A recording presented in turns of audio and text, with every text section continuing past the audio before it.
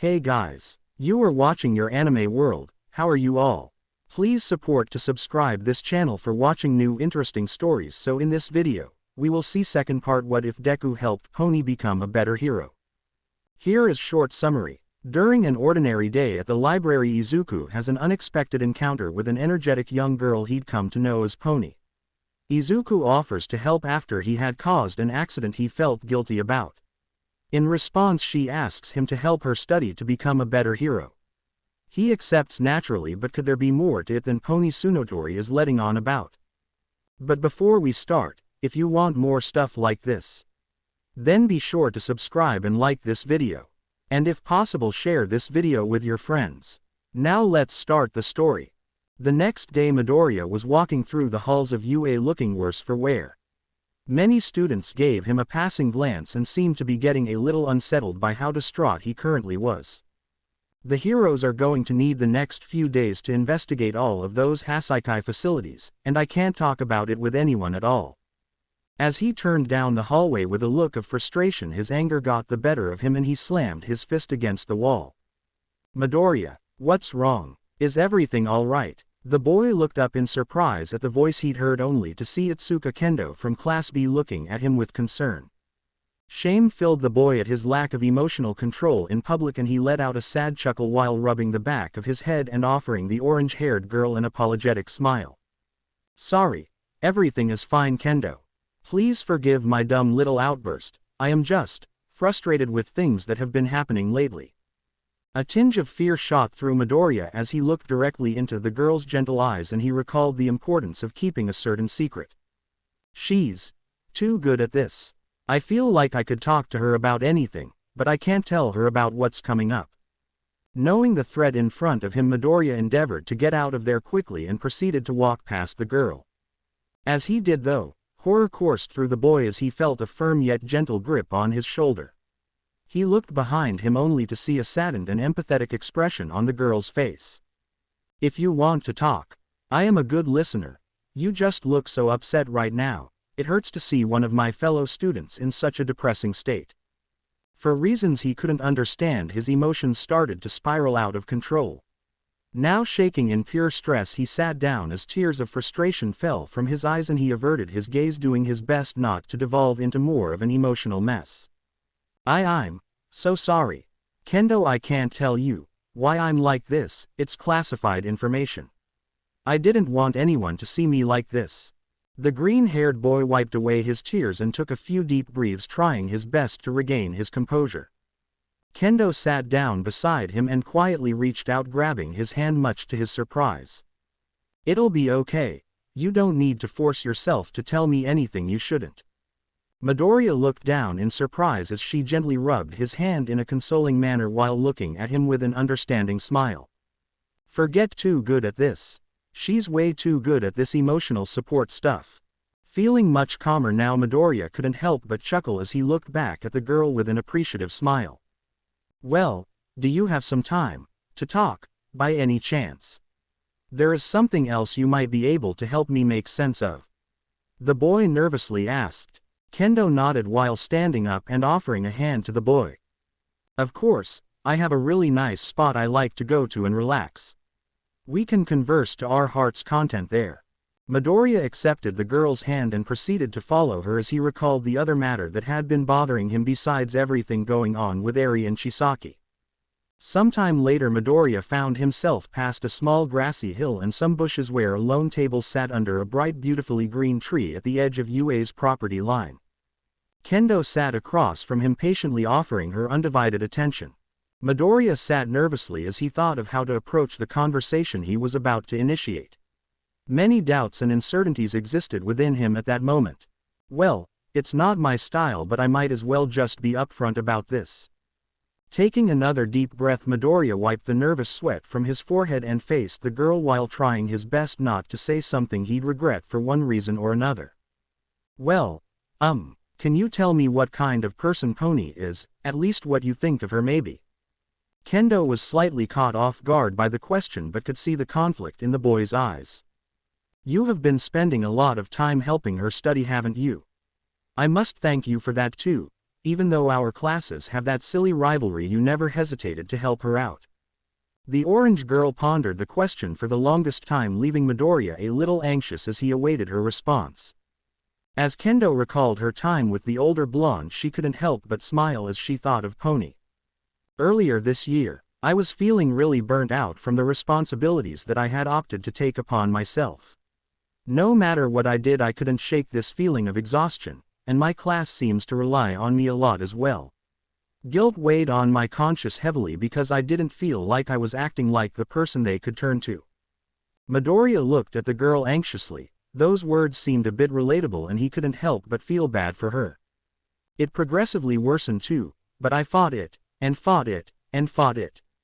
Continuing to pretend like nothing was wrong, I would gradually wear myself down as I helped the others as the big sister of Class B. Kendo paused for a moment as she recalled what happened next. And nobody really suspected anything was wrong. I thought I'd managed to pull the wool over everyone's eyes and keep this silly and meaningless problem hidden. Yes, I had everyone fooled. Everyone, except for Pony. Midoriya grew even more intrigued, now on the edge of his seat at the mention of the object of his uncertainties.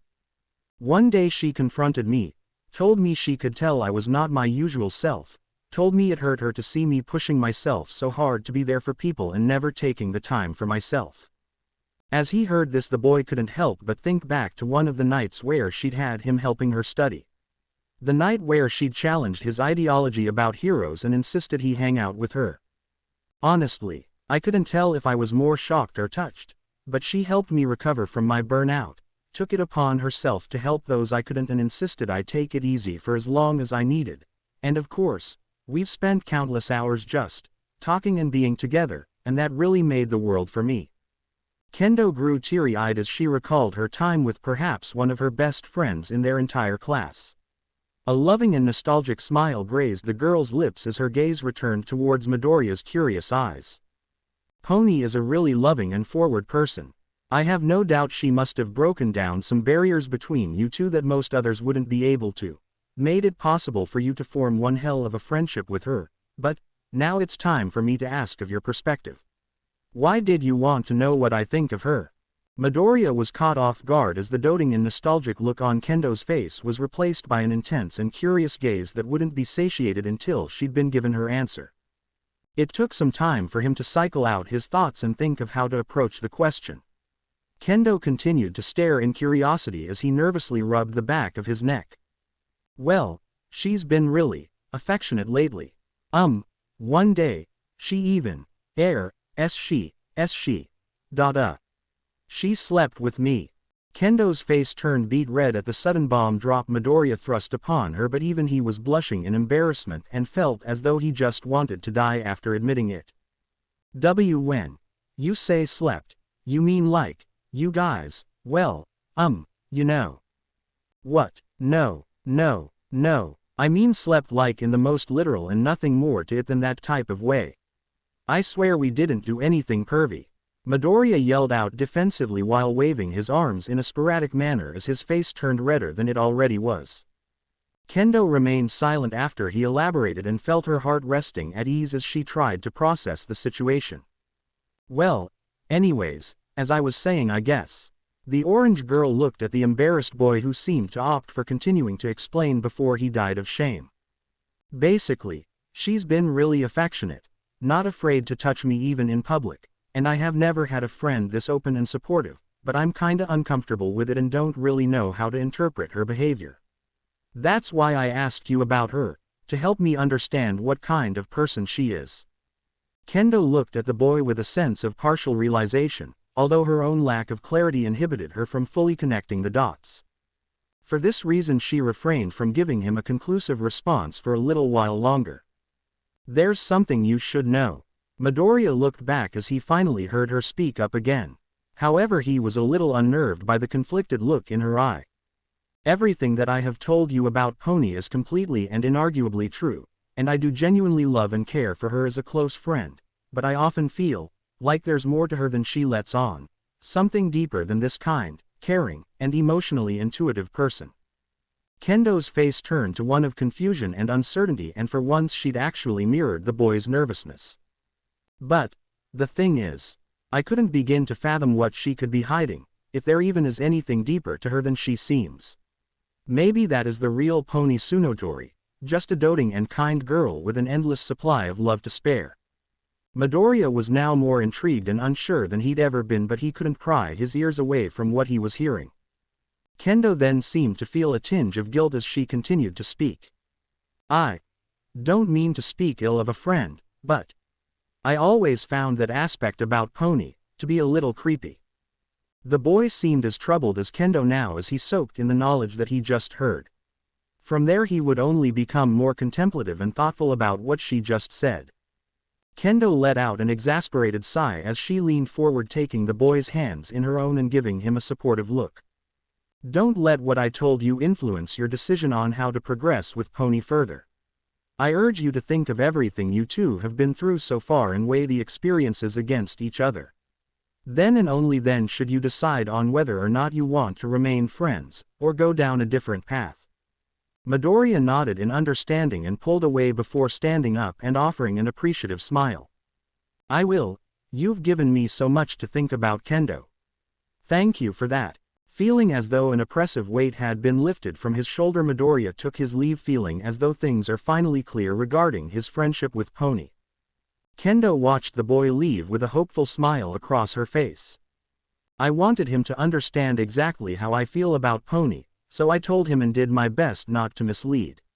Midoriya, please, don't push her away. She really is a good person. After having made it about halfway back to his dorm, the boy suddenly got a text and promptly checked it out. It's from Kirishima. Hey Midoriya, some of us from Class A and B have gathered in the gym for a little extra training. Wanna join us? Never averse to getting in some training, the boy couldn't help but feel flattered as he immediately responded and changed course to go join his fellow heroes in training. Sometime later, Midoriya made it to the gym and stared at the large building in wonder as he opened the doors. Upon gaining visage of the interior, Midoriya could only make out about a dozen of the other hero course students attending the extra training session. Kirishima and Tetsu were sparring in the center of the room. Ochako, Pony, and Tsuyu were off on the side, seemingly working on their team coordination. As he closed the doors behind him and looked to the right, Midoriya could see Ojiro and Iida having a 2-on-2 sparring match against Kaibara and Shishida. And then finally there was Yui, Shoji, and Yanagi, who were simply spectating the match between Tetsu and Kirishima. Midoriya quietly approached the center and stood beside Shoji around the ring where the two were fighting. You're going down, Kirishima, Tetsu yelled as he thrust his metal-encased fist straight towards his rival's jaw. The boy sent his Class A counterpart reeling backwards a few feet and even cracked the hardened exterior of the boy's jaw. Kirishima smirked while being far from out. He recomposed himself and moved to counterattack next. Not bad. It almost seemed like you were actually trying. The haired boy taunted as he shot a straightforward fist right for the chest. Tetsu blocked it but couldn't quite move as Kirishima didn't stop at one punch and continued to offer a barrage. The gray-haired boy waited patiently until he finally got the timing between each strike as he dropped his guard and instead chose to deflect Kirishima's fist while preparing to go back on the offensive. Kirishima looked slightly surprised, but as he saw Tetsu winding back his fist again, he couldn't help but smirk. Just inches away from taking another blow, the red-haired boy ducked down, only narrowly dodging as he took a knee. He then placed his hands on the ground to gain some leverage and twisted his body with an outstretched leg, effectively sweeping out the other boy's knee from beneath him. A small tinge of satisfaction flowed through the boy upon seeing Tetsu lose his balance, and of course he didn't relent. While now at eye level from the kneeling position, he tackled the boy to the ground, grabbing his face and resting his knee on his right arm. Tetsu looks up in anger as Kirishima maintained a firm grip on his face while quickly using his free hand to hold down his other arm and immobilize the boy's last effective means of offering a substantial resistance. Everyone looked on as the gray-haired boy continued to resist, but Kirishima didn't get cocky as he knew full the tables could turn if he let his guard down against someone so equal to himself in combative prowess.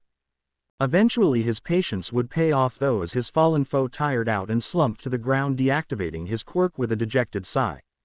And that's a wrap. Kirishima is the victor, Shoji said while holding up a blue card. Hiroshima promptly got off of his friend and rival while offering a hand up similarly to how he did in the sports festival after their first match. Tetsu let out an amused smirk as he graciously accepted the chivalrous gesture and got back to his feet.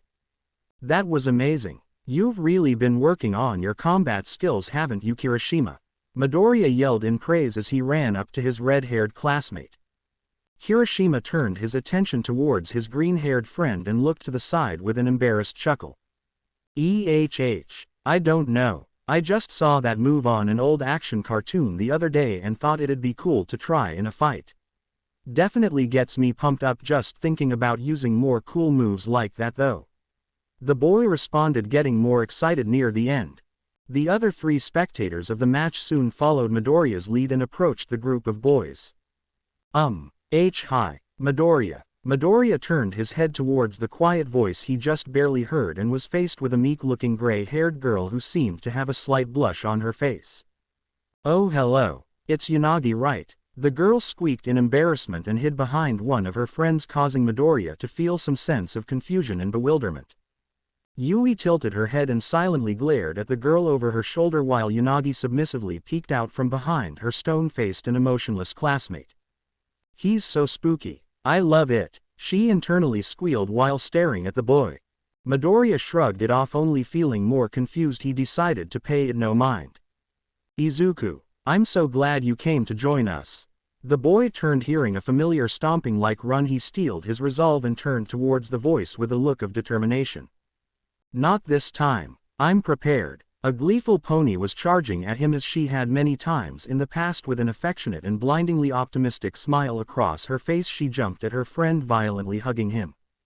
Though believing he could initially stave off the force of her tackle, his will and balance were immediately challenged as the sheer power of Pony's charge caused him to fall back, only barely managing to regain his footing.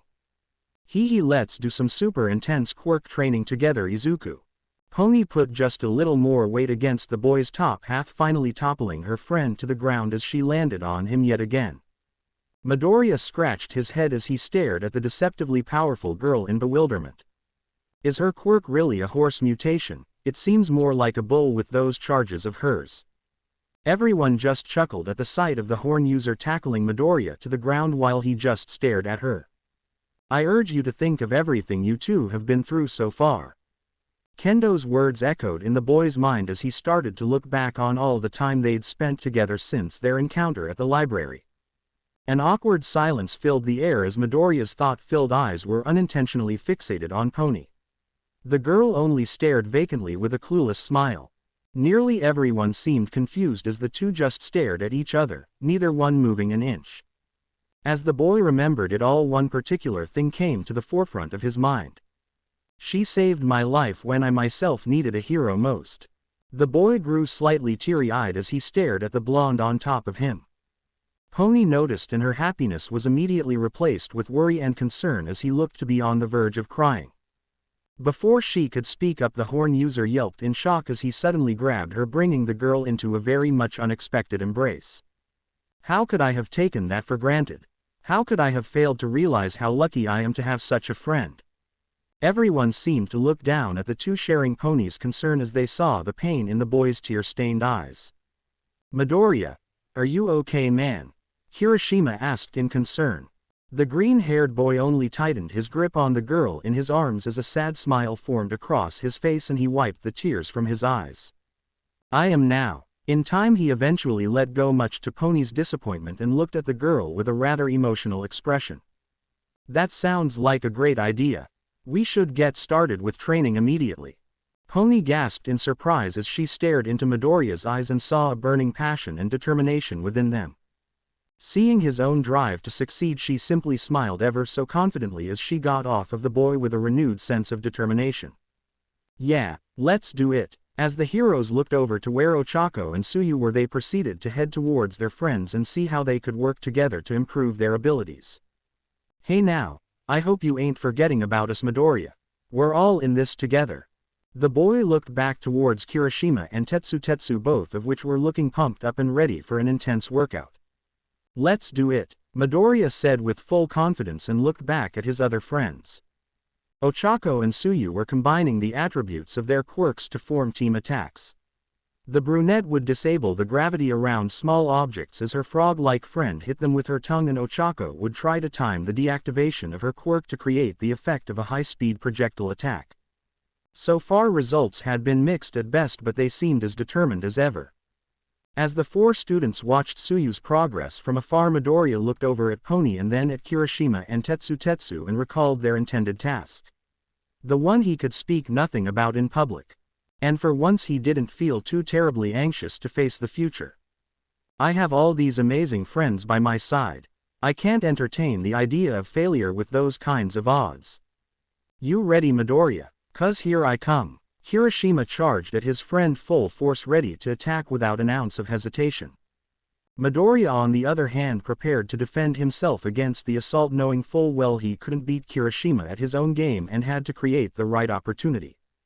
As the red-haired boy closed the distance, he wasted no time in throwing the first punch with all the ferocity and determination one could expect from such a passionate and energetic fighter. Midoriya dodged the first strike and blocked the second one. After that he jumped to avoid one of the sweeping leg strikes that he knew his friend had grown fond of. Kirishima wouldn't offer even a second for the boy to think or act as he kept attacking over and over until Midoriya managed to deflect one of his right hooks and gain some distance. The boy raised his hand forward and sent an air force blast at his opponent with his fingers. And sure enough managed to hit him head-on with the distanced attack. Not good enough. It didn't do much as Kirishima once again charged at the boy with all the force he could muster. Midoriya took a defensive stance and prepared to meet him head-on. As Kirishima lunged forward from several feet away, he clenched his hardened fist and prepared to show off the full force of his offensive capabilities. Fear and nervousness chipped away at the green-haired boy as he looked at the determined and almost bloodthirsty grin across Kirishima's face. Gotta do this right or he'll clobber me.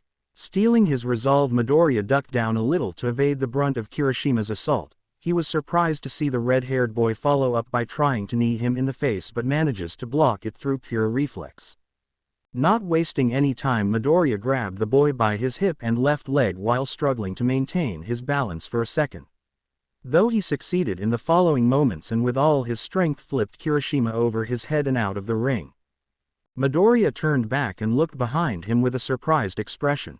Ah, crap, I almost had you, man. Kirishima slammed his fist down on the gym floor with a feeling of immense disappointment in himself. While still processing what just happened, the green-haired boy approached his fallen opponent and offered a hand up. You did great. I didn't actually know if I could beat you in this kind of thing, and to be fair, I would have had a much harder time if I had to knock you out to win. Kirishima looked up in surprise at the boy. After processing his words, he couldn't help but chuckle to himself as he accepted Midoriya's hand and got back on his feet. Come on, Midoriya. Give yourself some credit, man. You keep improving every day. In all honesty, I'm the one who's envious of you. I can't help but fear I'll never catch up to you, or our other classmates. Everyone's working so hard, it leaves me in awe. Midoriya stared wide-eyed in shock at what he just heard as Kirishima looked down with a sad smile. But you stopped that thug just the other day and had an amazing introduction into the hero world. I saw the headlines. I think you're doing more than fine, Kirishima. Shoji approached the two and they diverted their attention towards him momentarily. We were just thinking about wrapping up this training session. We've been at it for hours and everyone seems a little worn down from it. Midoriya and Kirishima looked past him and saw that everyone did indeed seem exhausted, some even possessing minor injuries from how far they pushed themselves.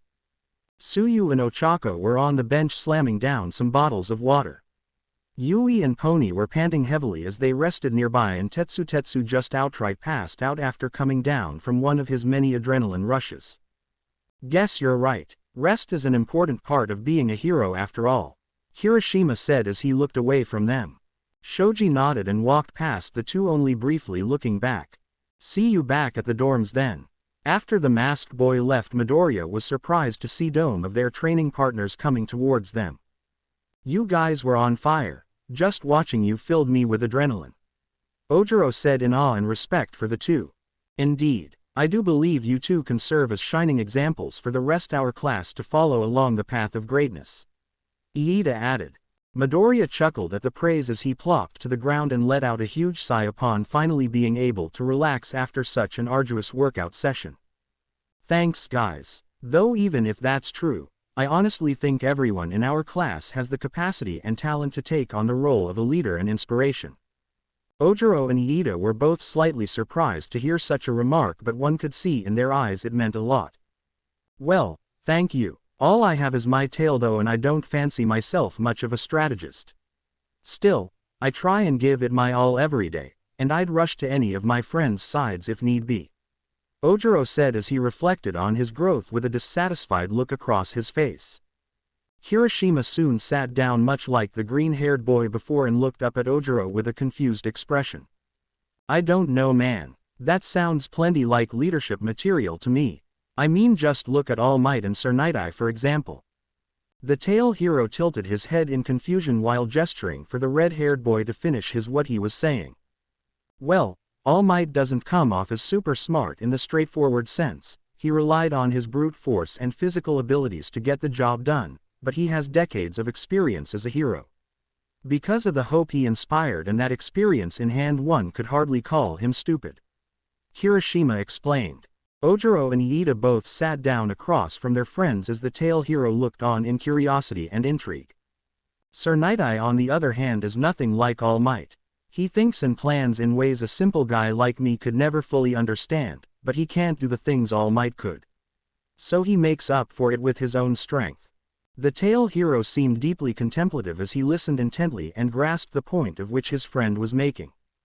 What I think Kirishima is saying is that there are many ways a hero can be a leader to people in need. Midoriya added. Ojiro smiled gently as he stood from his seat and looked between his two friends with renewed confidence. I hadn't thought of it like that. I honestly really don't know if I have what it takes to inspire hope in others, but if you guys have that much faith in me, then how could do anything except give it my best shot? Midoriya, Kirishima, and Iida all looked at the blonde in surprise. Taken aback by his own determination, they couldn't help but smile. We'll all do our best, but don't go thinking that I won't take an interest in seeing how you tackle things, Ojiro. Perhaps we ought to have a sparring match sometime to see how strong our convictions truly are. Kirishima said with a confident smile while happily extending his fist towards the tail hero. Ojiro chuckled lightly and bumped his fist against the red-haired boys, promising to one day see how they've grown as heroes. While everyone was caught up in their aspirations, Midoriya looked to the side in surprise as he saw Ochako approaching with a seemingly nervous and expectant look in her eyes. With a sense of curiosity, the boy couldn't help but get up to go see her. He left his friends to chat amongst themselves and ran over to the gravity heroine. Hey Izuku. The girl hesitantly waved with a meek smile that only further bewildered the boy. What's up, Ochako? It seems like something is bugging you. The brunette shook her head in disagreement while gesturing towards the benches on the side of the gym. Oh no, it's nothing like that. Why don't we take a seat though? I'm a bit exhausted from all that training. Not seeing any reason to disagree, Midoriya sat down beside the girl and looked towards the gymnasium doors. I know something big is coming up, and I know this has been eating away at you more than any of us, but I was thinking we could go out tomorrow night like we discussed. The boy looked back at Ochako in shock at the suggestion. As always, his natural response was to contemplate. Midoriya averted his gaze with a serious expression as he clasped his hands together. We really should be focusing on training. Things will undoubtedly get pretty heated once we raid the Hasaikai facilities. Ochako looked over at the boy and only then did she notice that he was still thinking. As he concluded his line of thought, Midoriya finally looked back at her with a feeling of guilt and uncertainty in his eyes. I am really sorry, Ochako, but I don't really think we should distract ourselves with what's on the line. Why do you want to anyways though? Surely hanging out with someone like me can't be that exciting. Knowing her friend as well as she did, Ochako wasn't really surprised by the response as she silently stared into the boy's weary eyes for a short while. Sweat dripped from the brunette's forehead as she looked down towards the ground with a bit of anxiety. I actually think the opposite. We shouldn't be all stressed out and tense when the big day comes.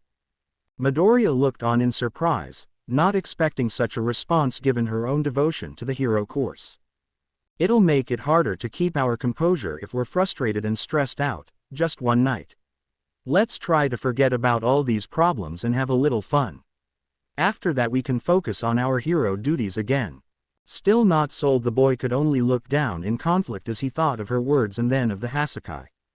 "But what about, well, you know, Eri, she still needs us," he guiltily muttered. "Look, I want to save her too, every bit as badly as you do, but we can't right now. You know we have to wait for the heroes. So why beat ourselves up over this?" After some time he eventually sighed in defeat and leaned back against the bench. "All right, I guess it couldn't hurt to hang out tomorrow night. Where do you wanna go?" Ochako's face immediately lit up in joy as she suddenly hugged the boy, much to his complete and total shock. "Oh, thank you, thank you, thank you. You have no idea how much this means to me," the girl joyously declared while threatening to squeeze the air from his lungs. Midoriya heaved and groaned in pain while reaching out to the light for salvation from the brunette's affectionate praise. A short while later she eventually released him and the boy stumbled a little as he was left panting heavily in a desperate attempt to regulate his breathing once more. "I was thinking we could head to the pier. How about we grab some dinner while we're there? It'd be a nice change of pace from the food we have at the dorms or cafeteria." The boy gave her a shaky and supportive thumbs up as he continued to try and regain his bearings. "All right, I'll see you later then, and don't go pushing yourself too hard." Midoriya watched the girl leave the gym. Almost everyone had returned to their dorms at this point except for Tsuyu and Pony. Is this really a good idea? Why is she so excited about it? Oh god, what is wrong with me? Tsuyu watched in concern as a flustered Ochako paced through her room blushing and nervous. "Not only did I insist we hang out, but at a time like this, he's right, you know. We really should be focusing on preparing for the raid, yet I still pushed this on him." As she had for the last 20 minutes, Tsuyu continued to listen in concern but now scooted over and offered her friend a seat. Ochako took a deep breath and accepted the act of courtesy. "Look, I don't know what to make of any of this. It seems like you have some complicated feelings you need to work out though, so I'd say maybe you guys should still go. If you think that this will help you resolve those feelings," Tsuyu said, finally passing the role of listener. The brunette pushed herself further onto the bed and curled up into a ball. "It's that Pony girl. She's the one who has been bothering me lately," Ochako said with an underlying sense of bitterness. The frog girl's eyes widened in shock as she was left speechless by the remark. "Weird, I thought we were all getting along." Ochako raised her head up and noticed her response, to which she seemed to adopt a troubled look as a result. "Look, I hate the way she clings to him. I hate how they are always hanging out together. I hate how she's so adorable. Everything about that girl just drives me absolutely crazy," the brunette suddenly screamed out in frustration. It took a while for Tsuyu to recover from the shock she felt from seeing her friend's sudden outburst, but she eventually gave it some thought as well. "Well, perhaps, you're just..." Ochako immediately sent daggers at the girl with her ferocious glare. "Don't you dare finish the thought. But what if you are just jealous?" Tsuyu casually blurted out, much to her friend's dismay. Ochako immediately lunged at the girl, causing Tsuyu to grab a pillow to use as a shield from the girl's barrage of petty little punches. No, I'm not jealous. I'm not jealous of that stupid bimbo." Tsuyu only worried more now as she shoved the pillow right against the brunette's face and pushed her off. With a look of annoyance, Ochako threw the pillow back at the girl and crossed her arms while pouting. "Sorry Ochako, but you aren't convincing me. Not even close," Tsuyu bluntly declared. Frustration welled up inside of Ochako as she seethed over the possibility that she was faced with.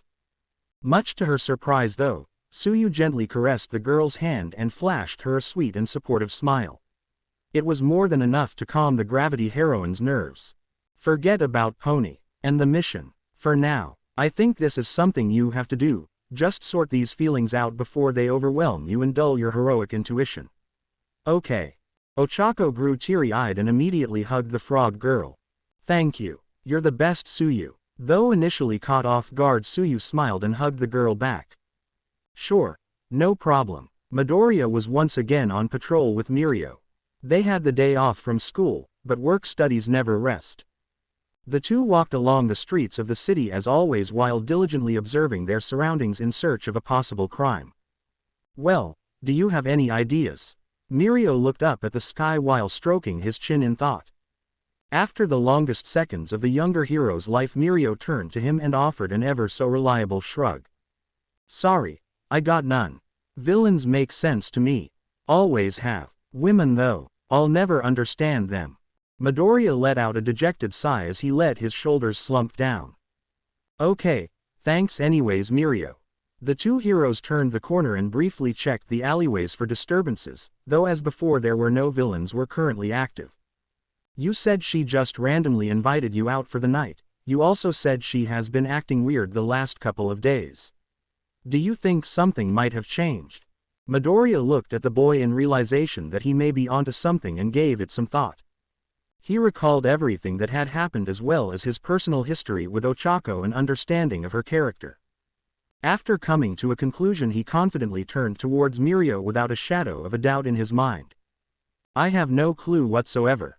The blonde was looking down at his phone though, not really paying attention until he realized that the boy was talking to him. My bad, I was just checking because I got a text from Sir. He said first to head back to the agency. Our shift is over, however he does have something else first to work on. As he recalled his time spent under Night Eye's agency, a sense of fear started to fester within the boy's heart. However, he looked into Mirio's eyes and offered a complacent nod.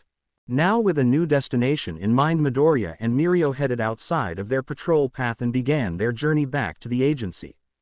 After a long day filled with hardships, Midoriya found himself exhausted as he wearily collapsed into his bed. That was the absolute weirdest and most horrible training I have ever done. Night Eye really does hate me, doesn't he? Pain surged through every joint in his body as he rolled over onto his back and checked the time. It's about time to go hang out with Uraraka. I better get a quick shower in and find some clean clothes. With his next course of action in mind, the boy reluctantly left the comfort of his room and headed downstairs. Knowing he was in a bit of a time crunch, Midoriya immediately opened the door and set his change of clothes to the side. He went to turn the shower on and then locked the door behind him before finally stripping down and waiting for the water to reach the right temperature. That should be fine, I guess. Finally able to find satisfaction in the water temperature, he stepped into the shower and let the warm steamy water wash over him.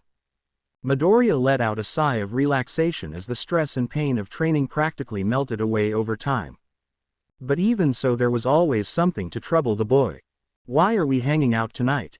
There's much to be done and this just doesn't sit right with me. He proceeded to begin washing his weary and scarred form almost absent-mindedly, as in his mind he tried to make sense everything that was happening with Ochako lately. I want to be a hero. So many others do as well. I finally worked out my feelings about Pony's strange attitude, only to find myself not understanding my other friend. The boy rinsed out his washcloth and laid it on the faucet before grabbing a bottle of shampoo and getting his hair nice and wet. Have I done something to upset or worry her? I probably must have. Why else would she be acting so strange lately? As he started washing his hair, the boy struggled to think of what could have been happening to worry Ochako. It's no good, I just don't understand why she has been acting weird lately. But what if it's not her? Could I possibly be the one that is interpreting things differently? Midoriya rinsed the soap out of his hair and turned the water off before stepping out and drying himself off. He sighed in frustration while turning his eyes to his spare change of clothes. Does it really matter? The way I'm looking at it, spending a little time with my friend may as well be a crime. And that's just so messed up. As he pulled his underwear up and then put his gray cargo pants on, the boy finally felt a sense of clarity coursing through him. There's no need to overthink this, he softly muttered to himself with a content smile. The boy slipped on his socks and threw on his red t-shirt before grabbing his old clothes and exiting the bathroom. He tossed the dirty apparel in the laundry room on his way back to his room.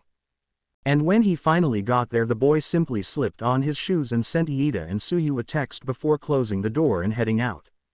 Time to go, I'm sure I'll see her by the front gate. As he quickly ran through campus, it didn't take long for him to find Ochako by the gate where the members of Class A usually met up when going to hang out. "Hey Izuku, ready to go?" she asked as he approached her. The boy looked at the girl in silence and awe. Ochako seemed to have opted for wearing a dress and black leather jacket similar to Jiro's unusual fashion choice. The dress was long and draped down past her knees and had pink and white stripes along the bottom half and many pink star and crescent moon symbols along the top area around her hips and chest area. "What's wrong? Do I look stupid?" the girl fearfully asked. Midoriya was immediately brought back to reality by the absurd question and panicked a little. "No, no, no, you look great. I was just taken aback by how gorgeous you look in that dress." Ochako turned red and covered her mouth as she heard what he'd just said. Realization hit the boy as his panic briefly died down, allowing for clear thought only momentarily before said panic not only returned, but intensified.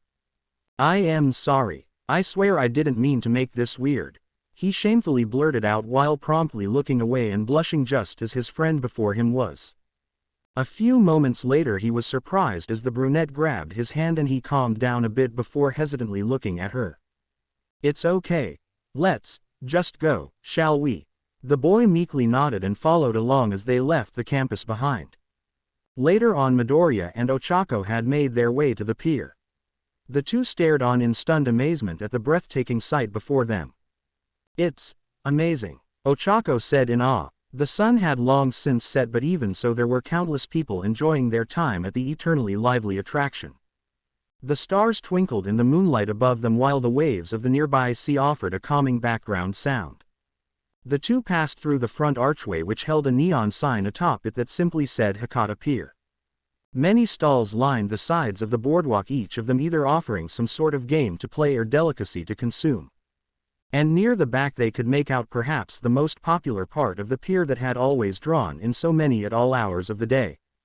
A Ferris wheel. "Oh Izuku, we have to go. We just have to," Ochako shouted in gleeful childlike excitement. Midoriya nervously chuckled while backing away from the brunette and looking towards one of the stalls. "We really should eat first. I did agree to skip dinner for this after all." Sure enough, the boy's stomach grumbled at the mention of food, causing the boy to blush in embarrassment. "Oh, right, let's do that first and then we can go find something else to do." The boy smiled while nodding in agreement. Fueled by a desire to sat his hunger, he ran for the nearby sushi stand. "Wait up, I'm feeling a bit peckish myself," Ochako yelled while chasing after the boy. The two of them made it over to the stand and the server looked towards them. "Good evening, what can I do for you today?" he said in a cold and lifeless yet consistently firm tone. Midoriya looked down at the multitude of different types of food that lined the deli. "I'll take some of the shrimp please," he politely requested. "And I would like a bowl of ramen as well," Ochako added. The server nodded in understanding and gestured behind them. "Please have a seat and make yourselves comfortable. Your meals will be ready shortly." Midoriya and Ochako went over and sat down at a table in front of the stall and waited for their much-deserved dinner as advised. "So, not that I mind or anything. But why did you want to hang out tonight? It seems very unlike you to suggest it without inviting the rest of our class along." Ochako's eyes widened in surprise at the question and she grew a bit uncomfortable as she fidgeted in her seat. "Well, you know, I was afraid we were starting to drift apart," she quietly muttered with a blush across her face. Disbelief coursed through Midoriya as he stared mouth agape in shock at what she just said. "How could you think that? We've been friends since the beginning. I know things have gotten a little hectic, but that's only natural given the goal we strive for, but you know I'll always cherish our relationship." Ochako was left speechless at the sudden outburst of her dear friend and crush. Concern started to fester in Midoriya's heart as he saw the brunette starting to shudder and cry in front of him. "Oh Izuku." The server looked at the girl with a confused look as he set their food down on the table, shocking both of them from their exchange. "Here's your meal. I'll leave folks alone now." As the calm and apathetic man left, the two stared at their warm and inviting meals while Ochako wiped away her tears. "I guess there was never really anything to worry about. I'm really happy you feel that way about me, Izuku. Why don't we just continue this conversation later? Seemingly far calmer and even happier, Ochako pulled her ramen bowl over and grabbed a pair of chopsticks. Midoriya smiled as he pulled his meal closer as well and nodded in agreement. Sure, let's dig in. Sometime later and they had finished eating. Several bowls and plates littered the table. Man, that was good, Ochako said with joy. The server soon came over to grab their dishes and pulled out the checkbook. I take it you're finished. The two nodded in affirmation. It was quite delicious. Thank you, sir, Midoriya politely complimented. The older man simply nodded stoically before setting down the check and walking away with the dirty bowls and plates. Ochako visibly cringed upon seeing the amount due. Looks like we went a little heavy on the eating part, she solemnly stated while handing the check to the boy. Midoriya also felt a bit disturbed upon seeing it and reluctantly pulled out his wallet. Wanna split it half and half? The brunette eagerly nodded and grabbed her own wallet before they each pulled out $85 to cover the meal. Midoriya pulled an extra 10 out to tip the man and brought the check and payment over to the stall. The server seemed to be resting against the wall with an exhausted look.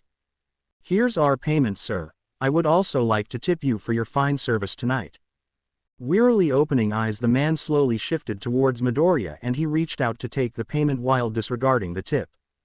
Midoriya was taken aback as he opened the register and put the money in before going back to minding his own business.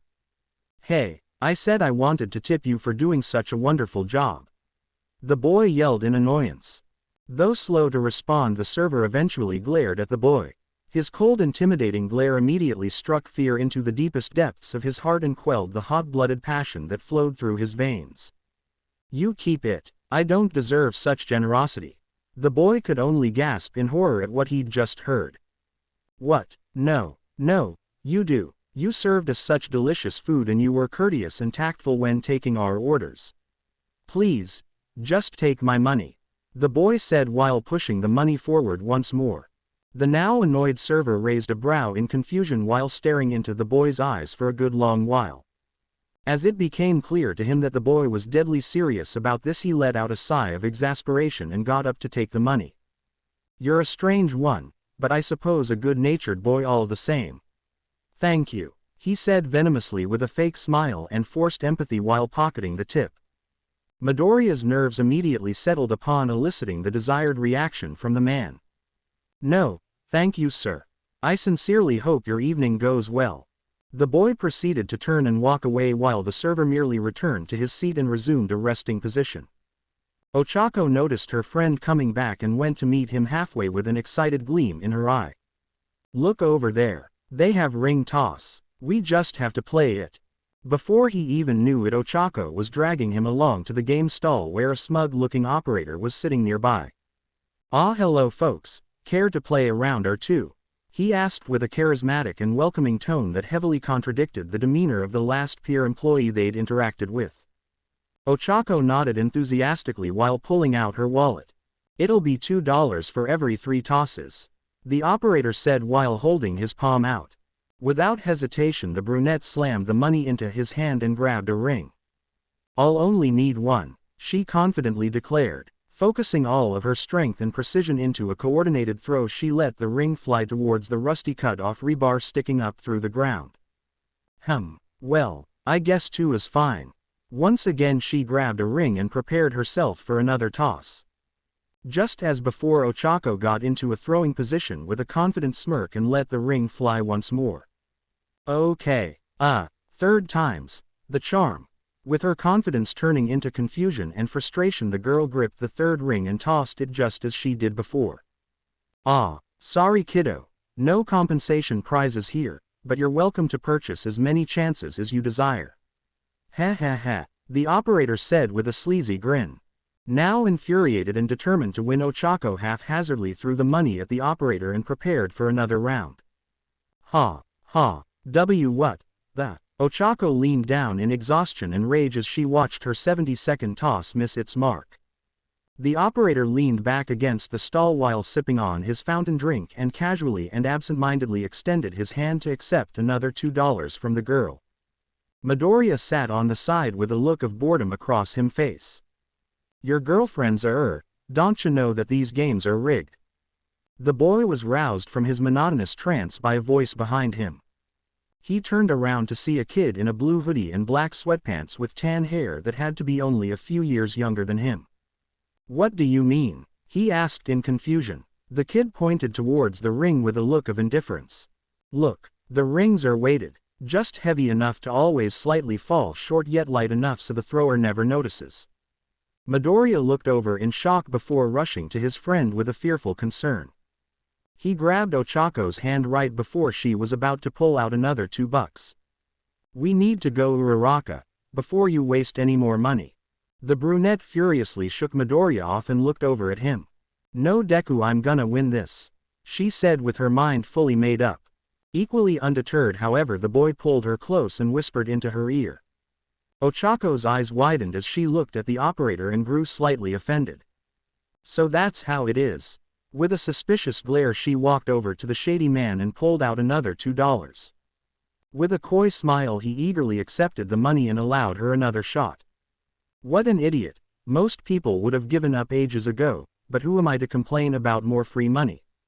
Midoriya face-palmed himself while turning away from his overly determined friend.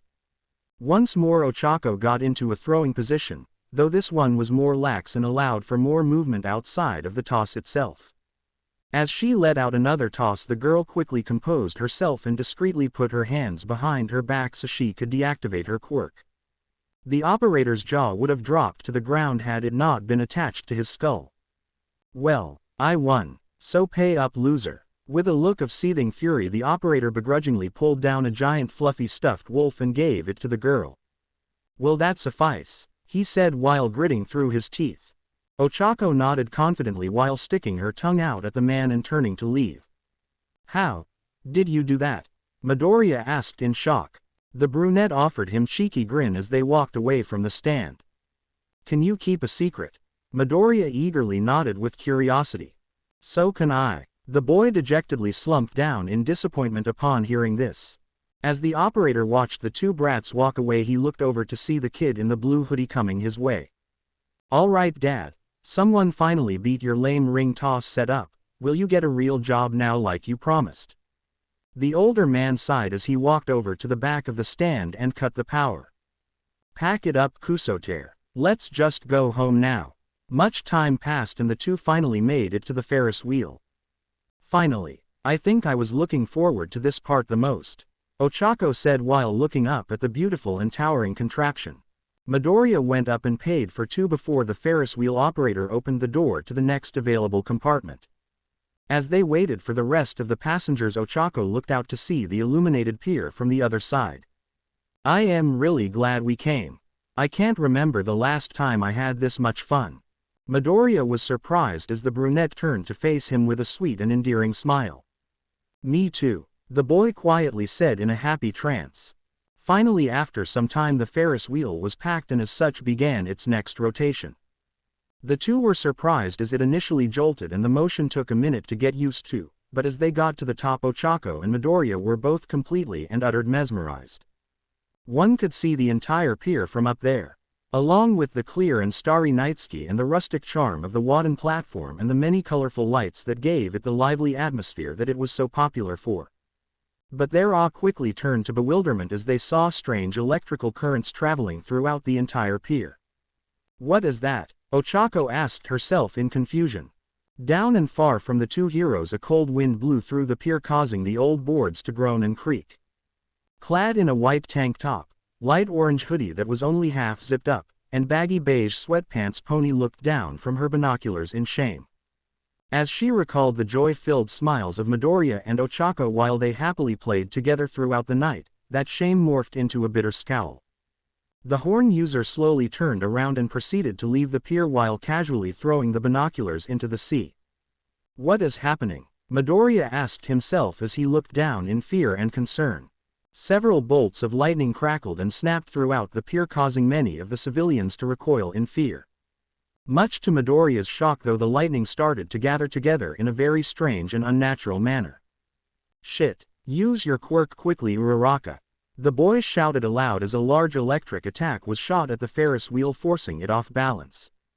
Now on high alert, Ochako stole the gravity from the ride they were just on, rendering it in midair. Midoriya readied himself to act and with the use of his quirk jumped from compartment to ground and back again, pulling civilians from them. "Everyone get to safety as soon as you are able to," he yelled out as he did. "Of course. Thank you, young man," an older gentleman exclaimed while ushering his grandchildren from the danger. After Midoriya had ensured all of the civilians had gotten to safety, he looked over at Ochako. "Everyone is safe now. Get down from there please, Uraraka." The gravity heroine nodded in agreement and jumped down onto one of the tents before sliding off and onto the pier. Midoriya ran towards the floating and forcibly detached Ferris wheel and pushed it away until it was over the sea. "You can deactivate your quirk now, Uraraka." Ochako ran over to the boy's side and touched her fingertips together, allowing the Ferris wheel to fall into the sea. "Was that really a good idea? You could be held responsible for the damages," she asked in concern. "If you had deactivated your quirk while it was above the pier, then the weight would have crushed the boards and risked sinking the platform. This was the safest course of action I could think of, and besides..." With a troubled expression, the boy turned his attention behind them, causing Ochako to do much the same. "I think we have a bigger problem." At this point it was all too clear that the trouble they'd fallen victim to was produced by a quirk. The lightning bolts began to compress in a very unnatural way and take shape into someone else entirely. A blue spiky-haired man dressed in black leather from head to toe with white skin and red eyes formed from electricity and looked at the two heroes. "That was pretty badass. You gotta tell me how you guys pulled that shit off," the man said with childlike excitement. Midoriya could feel his eye twitch in anger as he looked at the blue-haired man. He stomped over and grabbed him by the coat. "Are you serious? What the hell is wrong with you? You could have killed dozens just now." The blue-haired man was surprised at first but eventually became slightly annoyed as he pushed the boy's hand off and backed away. "Easy there, Squirt. Let's get to know each other better before you get all handsy. I get rather bashful around strangers after all," he dryly teased with a shit-eating grin. The green-haired boy only looked at him in confusion and stunned silence. "My name is Koi Kyoki. I was hired to cause a little chaos tonight. I ain't no serial killer, but I don't mind knocking off a few civvies here and there," he continued with a smug tone. Midoriya's frustration boiled over and he threw a powered-up attack at the electric user. It was a fruitless endeavor though, as the man briefly dispersed his form and reappeared in the air looking down on the boy. "It's clear now that you're not just some loosey misguided punk. You won't be hurting anyone else tonight, villain," he yelled as he jumped forward. The electric user smirked while charging up an attack and sending the boy flying back, crashing towards the ground. Ochako caught him just in the nick of time though and allowed him to steady himself. "Not bad, kid. Maybe with about 15 years of training you might be able to tickle me," Koi taunted before vanishing. Midoriya struggled to his feet while feeling a bit numb from the attack. "He's gonna be a tricky foe, Deku. We won't be able to win with just some telegraphed brute force," Ochako said to the boy. "I know that, but we can't leave that lunatic to his own vices. We must act immediately," he said while running forward. Though very clearly worried, Ochako didn't hesitate to follow her friend into the fray. As they looked to see the villain's abilities at play, Midoriya grimaced at the sight around him. "That's right. Scream for me, you mindless corporate pissants." Koi had nothing to hold back, it seems, as he sprayed bolts all over the place, damaging everything he touched and imparting terror upon the hearts of the panicking innocents. Midoriya looked around and noticed many things. Civilians trapped by the damages caused by the villain's quirk, flames spreading throughout the wooden surface of the pier, and the terror-filled screams of people who only minutes ago were just trying to enjoy a tranquil and beautiful evening. "Uraraka, take that oversized cauldron prop and use it to extinguish the fires. I'll work on opening some distance between the villain and the civilians," the boy commanded. The gravity heroine looked over and saw the cauldron. She ran to it and used her quirk to mobilize it before grabbing it and rushing down to the water. Midoriya turned his sights towards the villain and fired an Air Force blast at him. Contrary to his expectations, Midoriya was pleased to see it actually hit the electric user and force him tumbling back almost a dozen feet.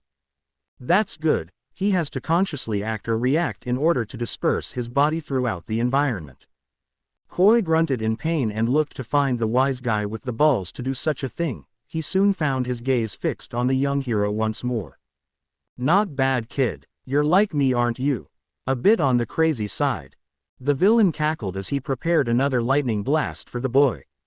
As he fired it off, Midoriya was quick to counter with his air force, canceling the attack midair. Taking the offensive, Midoriya leapt from the tent into the air and kicking up a gust of wind right before the electric user, forcing him to float back a little more. Don't you dare compare us. I'm a hero. I protect those in need. You're just senselessly hurting people. As he landed back to the ground, Midoriya promptly fired another air force blast at the villain. Koi saw it coming and tried to disperse but lacked the speed and was subsequently hit yet again, forcing him back several feet. He looked down with an amused smile, but beneath the cocky grin a feeling of rage was building inside of him. Looking back in retrospect, it makes sense you'd be one of those lame brain heroes with a stick up their ass. Utilizing his rage, the blue-haired hooligan grunted in discomfort as he let his lightning crackle across his body and course through his form. Noticing that a likely powerful attack was coming, Midoriya immediately fired one more air force strike at the villain. Koi let out a howl of rage and pain as he shot forth another blast just in the nick of time. A lightning blast far stronger than the one that felled the Ferris wheel effortless overpowered Midoriya's air force. Every instinct in the boy's body was screaming at him to dodge. Though he staved off the brunt of the blow by jumping away, Midoriya was still hurt by the electricity splashing away from the point of impact, causing him to land painfully on his back. He looked up to see a hole in the pier that could fit 2 or 3 whole cars within it at once. That most certainly would have killed me if it managed to land directly. The boy looked up at the airborne villain and made note of his opponent's state. Koi was heavily panting in exhaustion as beads of sweat fell from his pores. The exhausted villain began to peel off his leather jacket, revealing his lean and pale form covered only by a black tank top. He proceeded to let the jacket fall to the pier ground as he tried desperately to regain his stamina. Damn it. Big blasts are very painful to produce. I shouldn't have let this brat get under my skin like that. Both the hero and villain were surprised as Koi took a barrage of wooden shots from the side, only causing him further pain. Midoriya looked over to see Ochako holding a fair-sized wooden pillar. The brunette promptly dropped it and shut off her quirk before running to the boy's side. The fires are out now and many of the civilians have evacuated, but some are still trapped in the debris. The boy pulled her closer and whispered something into the gravity heroine's ear. Ochako's eyes widened in surprise at first, but as she saw how serious her dear friend was, she couldn't help but smile and give him a determined nod before running off. I'll get everyone out. Just be careful, Deku. Feeling reassured by his friend's role, Midoriya turned his attention back towards the exhausted and weakened villain. Prepared to finish him, he jumped from another tent and closed the distance once more. Don't count me out just yet, goody two-shoes. Koi dodged the boy's mid-air strike and grabbed him by the neck before preparing to slam him into the ground. You're good, kid. Really good. But you've also pissed me off pretty badly. So I hope you're prepared to die. The electric user angrily said while choking the boy on the way down. Midoriya groaned in agony as they finally hit the boards, causing them to crack beneath the impact. Koi was still strangling the boy, however, as he held a sadistic and gleeful expression. Hey, that's it, punk. Look into my eyes as you draw your last breath. The man laughed maniacally but was cut short as he coughed up a bit of blood. The boy thrashed and flailed in a fearful panic as he felt the deranged lunatic's cold and calloused hands wrapped firmly around his neck with killing intent. His desperate eyes flickered down to the man's lower torso area, where he noticed several cuts and lacerations and a particularly large hole in his side where a piece of wood sat within his intestines. Hope and hesitation filled the dying boy, but in the end for just one moment. Desperation and survival instincts overpowered his better nature. Midoriya violently pulled the piece of wood out of Koi's stomach, causing him to grunt and flinch in pain. The boy angrily and fearfully looked up at the enraged man before digging 3 of his fingers into the hole in his stomach. Koi looked down to see the boy shoving his fingers as deep into the side of his stomach as he could and instinctively removed one hand from his neck in a desperate attempt to free himself of his own suffering. Midoriya seized the opportunity to grab his other hand and desperately pry it off with all his strength. Once free of the electric user's chokehold, he removed his fingers from the wound and kicked the man off of him. Both weary opponents laid in pain as they tried to recompose themselves while Midoriya waited to catch his breath. He looked down at his completely blood-soaked fingers in regret, knowing full well he practically tortured an injured man just to try and ensure his own survival. Hee. I knew why you were crazy, kid. The guilt and regret faded from the boy's eyes as he stood and looked over at the villain with deadly seriousness. When we were in the air, you opted to dodge my attack instead of dispersing your body to reappear elsewhere. Koi grimaced upon hearing this as he himself stood up while holding his bloody stomach in pain. It would have been far more advantageous to do so. You could have electrocuted me from one of my blind pots and brought me close to death, if not just outright killing me. The electric user growled in frustration while backing away from the young hero. You're running out of steam, aren't you? And once you do, your powers become limited and less versatile. Out of sheer anger, Koi raised a hand and shot a quick lightning blast at the boy. Midoriya grit his teeth in pain while blocking the hit, but all his foe really managed at that point was to push him back a few feet. Much to Koi's confusion, the boy nodded in some sort of affirmation, pointed at his direction. In the following moments, Midoriya prepared to charge at him and was quickly closing the distance in little time. Intending to fly away to safety, the electric user was surprised by a firm grip on both his arms and looked back in fear. One for all 1%. Minimizing the power output of his quirk, Midoriya delivered a fierce palm strike to the villain's chest. Ochako released the villain, whose breathing was forced out of regulation by the last attack, where he was left heaving and coughing uncontrollably and fell to the ground. Damn. Why you? The two heroes looked down at the villain, who eventually passed out from the culmination of his injuries and blood loss. Sirens could be heard in the distance as everything else went silent. The once magical atmosphere of the starry night was now filled with smoke and damage. Midoriya rolled the unconscious villain onto his back and he pulled his shirt off and covered the still bleeding wound.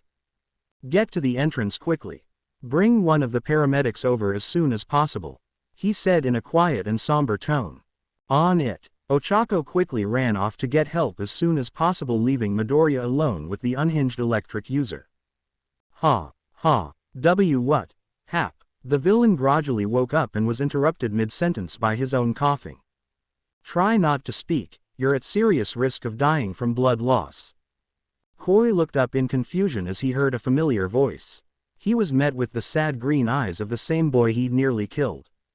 What are you doing? What does it look like? Trying to keep you alive, he coldly responded while pushing down on the wound. The electric user only stared in bewilderment and confusion before laying back against the wooden surface in exasperation. You're much crazier than me. Sometime later, and Koi's condition was stabilized, leaving him to be rushed to the Tartarus medical ward. The two young saviors sat together outside of the pier entrance, both with a somber look on their faces. The surrounding area had been blocked off due to the damages, and many of the paramedics were hard at work tending to the civilians who had been caught in the crossfire. Midoriya looked at his now clean hand, but he could still see the blood like it had never left to begin with. Deep feelings of shame and guilt could be seen within the boy's eyes. I nearly killed him, Uraraka. His blood was on my hands. Seemingly in no better of an emotional state, the brunette looked over at the boy. In a fit of desperation, I used an unorthodox and unethical tactic to preserve my own life. What kind of hero rummages around inside of their opponent's intestines just to get the edge? Tears began to fall from the boy's eyes as he gently sobbed into his own arms. Ochako felt her heart sink deeper than the Mariana Trench upon seeing him in such a pitiable state. I know that must have been horrible to go through, but you're not solely at fault for what happened back there. The girl reached out and rested a hand on the sad and weary boy's shoulder while looking at him with a somber expression. My attack also had unintended consequences that even now could prove to be his undoing. Though it wasn't intentional, I put that hole in his stomach. If his blood is on anyone's hand, then it's mine, not yours. Suddenly garnering their attention, Tsukauchi and Toshinori approached the two young heroes, both with troubled looks on their faces. Forgive me, Midoriya. I know you're not in an emotionally ideal condition right now, but I need to know for the sake of the investigation. Did the villain say anything that could disclose the nature of his motives? Tsukauchi calmly and professionally asked. Midoriya wiped away his tears and took a deep breath in an attempt to calm his nerves. He thought about it long and hard as he replayed every aspect of the encounter until a ping of realization lit up within him. He mentioned that he was hired. Not for anything specific or grand, it seemed. Like his job was to cause destruction itself. The two older men looked towards each other in surprise. Tsukauchi, do you think it could have been a diversion? The black-haired man rubbed his head with a troubled and contemplative expression. It's possible. According to their route, that Hasaikai drug convoy was set to pass right through this area. Even so, that doesn't seem like Chisaki's style. He's patient and pragmatic, doesn't like to cause a scene or waste valuable resources on a gamble. Midoriya stood up from the sidewalk but flinched as he did so. Careful kid, you nearly broke your spine in that fight. If you're going to play a part in the upcoming raid, then you'll have to rest as much as you can, Toshinori said in concern while helping the boy to keep his balance. The boy offered a brief smile of appreciation before his saddened look returned and he hesitantly reclaimed his seat on the pavement. Well, either way, that does help. We're just going to have to see what we can get out of the villain during interrogation. Just as Tsukauchi was about finished, another man came over. He looked to be an older gentleman dressed like those of the high class. The man promptly turned his attention towards the two young heroes. I am Mr. Yumibito, the owner of this pier. I wanted to have a word with you two, who seem to be central participants in the conflict that ensued tonight.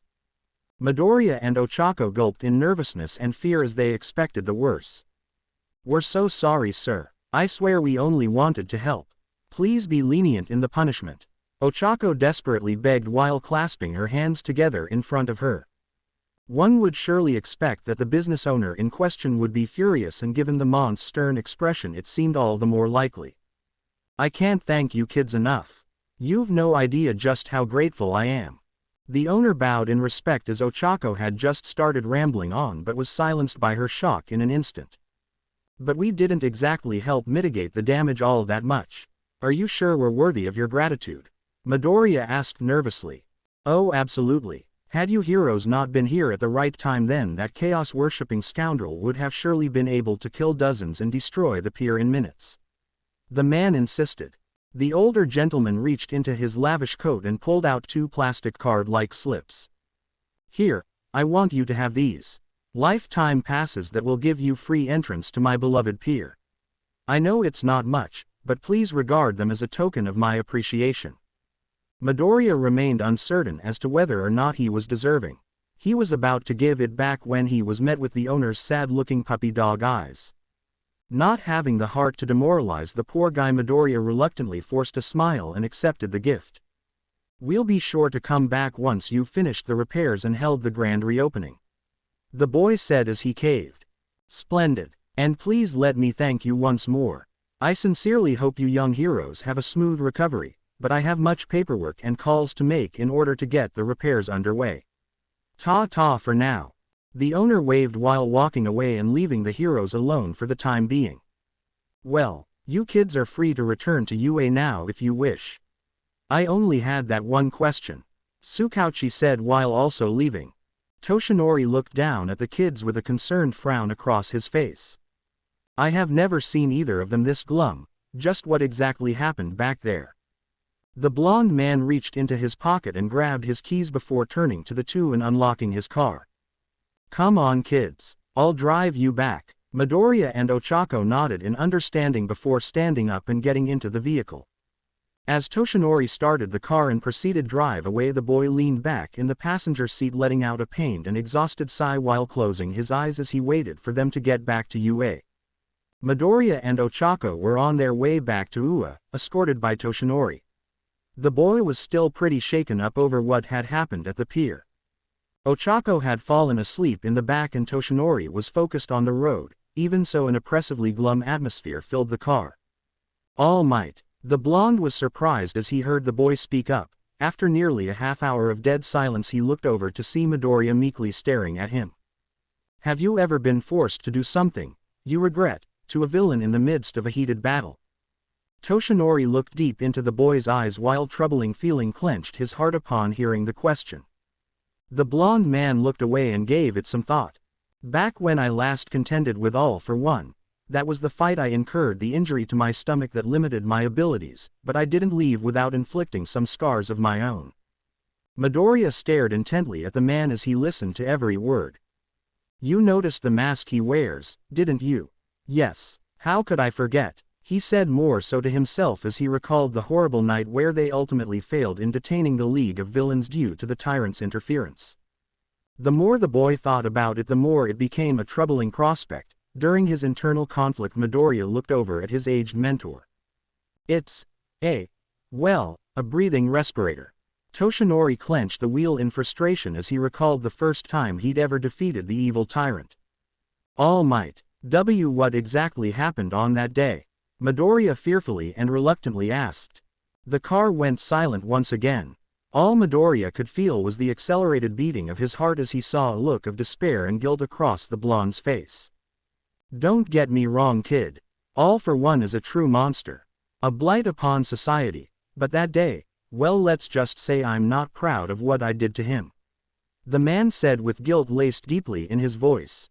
Midoriya recalled how mangled and scarred the upper half of the tyrant's face was. Though it wasn't something he'd given much thought about prior. Having it recontextualized in such a horrifying light caused him to shudder at the thought that the paragon of kindness and bravery he admired for so long could be responsible for it. The boy looked over at his idol one last time, only to be met with a distant and vacant look in his eyes. Almost as if Toshinori was lost in the memories. Time seemed to stand still, and as moment after moment passed, Toshinori didn't utter a single word. Midoriya leaned back against the door and looked out the window to see Ua not so far in the distance. While making one last turn, the former pro pulled off onto the side and turned the car off. It was safe to assume they'd made it back. The life of a hero isn't as glamorous as the media likes to project. Midoriya was surprised to finally hear his mentor speak up and looked over to see the man staring back at him. Sometimes no amount of training or experience can prepare you for every obstacle you face. Sometimes regrettable things can happen, things that can challenge whether or not you feel worthy to be called a hero, but that is why you have to remain strong in the face of adversity. We may fall and we may suffer, but none of that matters so long as we get back up and keep fighting. As he opened the door to get out, Midoriya nodded in understanding while finding value in every word. I understand. Thank you, All Might, the boy quietly said while forcing himself to smile before pushing himself out of the car and parting ways with his teacher. Toshinori watched as his dearest student walked back onto campus grounds before disappearing near the direction of the dorms. The man scratched his head as he looked back at the brunette who had just been sleeping peacefully in the back the entire time. Wake up, young Ochako. We finally made it back to UA. The brunette gradually and slowly rose from her leaning position while rubbing her eyes. Ua. Oh, okay. Where's Izuku? He already started to head back for the dorms. You should do the same. I imagine it's been a long night for both of you. The blonde man sympathetically suggested. Ochako nodded while getting out of the car. As she headed back inside, the young gravity user waved back at the retired hero. Toshinori waved back with a smile before turning his attention away from the school and resting his head against his hand. I need something to eat now. That was far from a pleasant conversation. Not quite ready to retire to his quarters, Toshinori turned the car back on and started to drive away with a sense of unease gnawing at him. Poor kid, I haven't seen him that rattled in a very long while, and even worse, I don't know if I can help him through this. Meanwhile at UA, Midoriya just got back to the dorms and pulled out his key to open the door. As he pushed his hand out midway, the boy paused with a troubled look. Damn it, stop shaking already. You're fine. You don't need the others to waste their valuable time worrying about you. Furious at himself, the green-haired boy grabbed his wrist and violently squeezed down on it for the longest time. After some time he'd rolled his eyes in annoyance. Though the shaking had stopped, it was only at the price of leaving a bruise around his wrist. Midoriya let out a sigh as he put his hoodie back on and made sure to cover the mark before finally opening the door. Just as he got inside, the boy took notice that his friends were right by the couch, and likewise they immediately turned their attention towards him. Hey Midoriya, what's up man? Where you been? Zero cheerfully asked. We wanted to invite you down for this movie, but you weren't in your room. Todoroki added. Midoriya nervously chuckled while closing the door and gradually scooting towards the halls in an effort to retreat to his room. Oh, it's nothing special. Just did some late-night jogging around town. Nothing to worry about or anything like that. His classmates all looked confused as they stared at him. Don't you usually jog around the track? You said cause it helped to have the gym nearby to incorporate multiple things into your training regimen or something like that. Kaminari asked. The green-haired boy turned pale as his eyes darted back and forth while he was left desperately trying to come up with a response. Oh, yeah. Of course I do, but tonight, I felt like getting out and taking in the sights for a change. Anyways, I gotta go now. CYA guys tomorrow. As soon as he could, the boy rushed out of sight and down the halls to his room to get away before his friends could pry any further. Kaminari and Mina looked at each other in confusion before eventually shrugging it off as everyone turned their attention back towards the movie. Midoriya walked up the stairs and turned the corner before finally opening his door and entering his room. Flashbacks of the pier incident had long since clouded his mind as he thought back to the sight of the villain being hauled away in an ambulance. Sometimes regrettable things happen. The boy took a deep breath in an attempt to calm himself down. With only mild success in that regard, he reached for his phone and scrolled through his contacts. I really hope she picks up. Midoriya anxiously watched and listened as the phone rang in a monotonous and passionless cycle. Hello. After the fourth ring he finally got an answer, and with it he already felt a tad bit calmer. Hey Pony, it's Izuku here. I was just wondering if you wanted to spend a bit of time together. I don't want to go anywhere or do anything. I just don't really want to be alone right now. The boy immediately started to regret saying this as the implications of such an invite dawned on him. What am I even doing? I shouldn't be wasting Pony's time like this when I know she'd rather be studying. As reason set in and he remembered that she did indeed have better things to be doing, he was about to retract his request. But before Midoriya could even speak, he heard the blonde seemingly getting up from her bed and moving about to gather stuff together. Of course, I'll be over soon, Izuku. You know I would much rather be spending time together with you than studying. Oh, I'll gather some board games. Those are always fun. The boy only grew more confused as he heard the excitement not only in her voice but in her actions. He flinched upon hearing what sounded like glass breaking. Are you okay? He immediately started to panic, fearing the worst outcome as usual. Hearing no verbal response but rather the pained groans of the blonde didn't help to console him either. NRRH, URHH. Why yeah, I am fine. Sorry, I just got a little reckless, hee. Midoriya was finally able to breathe a sigh of relief as he heard a bit of her usual chipper self at the end there. Listen, you really don't have to come. I was being inconsiderate of your time. Please don't let me hinder your studies. The boy said with his usual sense of remorse when he felt like a burden to those he cared for. Once again all he could hear was the sounds of crashing and bashing amongst the chaos, and even Pony's unique trotting-like sound as she raced around her room. Sorry, I couldn't hear you. Say again. I said you really don't nay. Now not entirely sure what had gotten into her, he paused mid-sentence as he heard the door slam rather loudly. Sorry, I still couldn't hear you. The blonde obnoxiously yelled into phone. I said you really should focus on your studies. I don't know what had gotten into me when I called. I was being selfish. Midoriya repeated, now feeling even worse as he thought of all the progress his devout friend could be making in preparation for any sort of arduous challenges throughout the hero house. Now the boy could only hear the sound of her heavy and excitable breathing and her merciless feet dashing through the halls. I am so sorry, Izuku. I couldn't hear you over the sound of me racing over to see you. Anxiety boiled over and the boy was about to repeat himself far more aggressively and insistently until he paused mid-response. Slowly calming himself, the boy walked over to his window, hoping not to see what he was half expecting. Sure enough, he could see an orange and yellow blur in the distance moving at near untraceable speeds. See you soon. I guess. Midoriya hung up the phone knowing she likely wasn't listening fully to anything he had to say and that he couldn't sway her from this choice either. With nothing left to do, he simply sat on his bed and waited for her to arrive. Pony reached the Class A dorms in record time and knocked on the door as she rested her hands against her knees while panting from exhaustion. A few seconds later, Mina opened the door and looked at the girl while tilting her head in confusion. "You're a student from another class, I'm sure, but who exactly are you?" the girl asked in confusion. After a few moments, the blonde managed to recover and recompose herself. "That doesn't matter, I'm here to see Izuku. Can you take me to him?" The look of confusion only grew as the girl couldn't help but wonder how this stranger knew of her friend and classmate. "Oh hey Pony, didn't realize that was you. What are you doing here so late?" Suyu casually asked while seemingly genuinely pleased by the abrupt visit.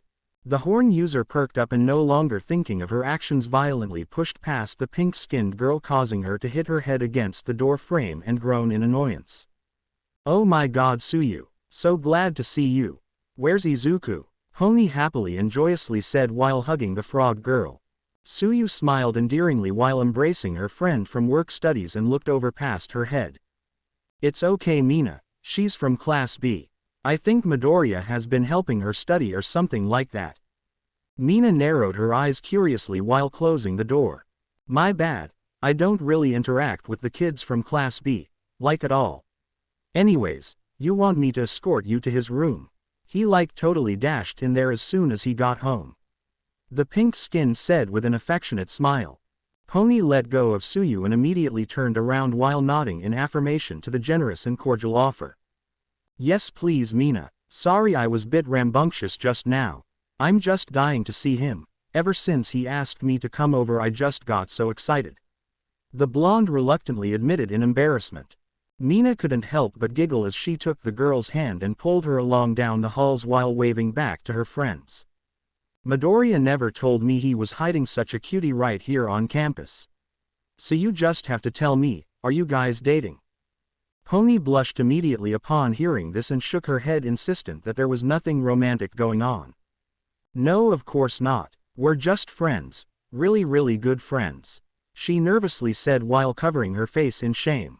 The two girls eventually made it to Midoriya's room and Mina just brazenly slammed her fist against the door. "Yo Midoriya, there's a super cute girl here to see you, so stop acting all antisocial and get out here." Upon hearing the pink-skinned girl, Pony had to resist the urge to curl up in humiliation and instead opted to facepalm herself, feeling as though the last of her dignity had been burnt away. Coming. It didn't take the green-haired boy long to answer the door before he found himself looking between the two. "Thank you for showing her up here Mina, I really appreciate it," he said with the utmost respect and gratitude. Mina chuckled heartily while playfully punching the boy in the arm. "Don't mention it. Although if you'd like to show me how grateful you really are." Fear gripped Midoriya's heart as his devilish friend paused dramatically and shined him a mischievous smile that promised nothing good. "You could tell me exactly what you two were planning on doing tonight in this room, all alone, by yourselves." Midoriya immediately blushed while growing speechless from the remark. Even a gullible prude like him had no issue discerning the less than wholesome thoughts that were given away by her suggestive tone. "Alright, you're a real charmer Mina, but I think it's time you mind your own business for a change," Pony said while pushing the mischievous girl away and slamming the door behind her with Midoriya by her side. Mina looked back at the door with indifference as she processed what just happened. Moments later she smirked while walking away from the scene. "I like her, definitely not gonna give up on getting that juicy little scoop, but for now I better give the lovebirds their alone time." After clearing her mind of Mina's provocations, Pony looked around in amazement as she took in the sight of the boy's room. "Wow, this is amazing. I think you're an even bigger All Might fan than me." Midoriya chuckled nervously while sitting down on the floor against his bed. "Well, I am a huge fan of his. I always fear that people will be a bit unsettled seeing all this merch displayed around the place." Pony set her brown handbag down and pulled out a board game before setting it between the two of them. "Wanna start with some checkers? We can ease our way into the more challenging games as time goes on," she suggested. Midoriya happily nodded while watching her pull out all the pieces and handing him the red chips while keeping black for her side and setting up the game. Since you're the guest, why don't you have the first move? Midoriya offered. Sure. Starting things off, Pony moved one of her pieces forward. So why did you invite me over? I mean, I'm flattered, but you've never done that before. Pony casually asked. Midoriya pushed forth his own piece on the opposite side of the board. Well, something bad happened tonight. I was attacked by a villain and things got a little too heated. Pony immediately looked to be concerned and horrified by the fact, but still moved her piece forward and ended her turn.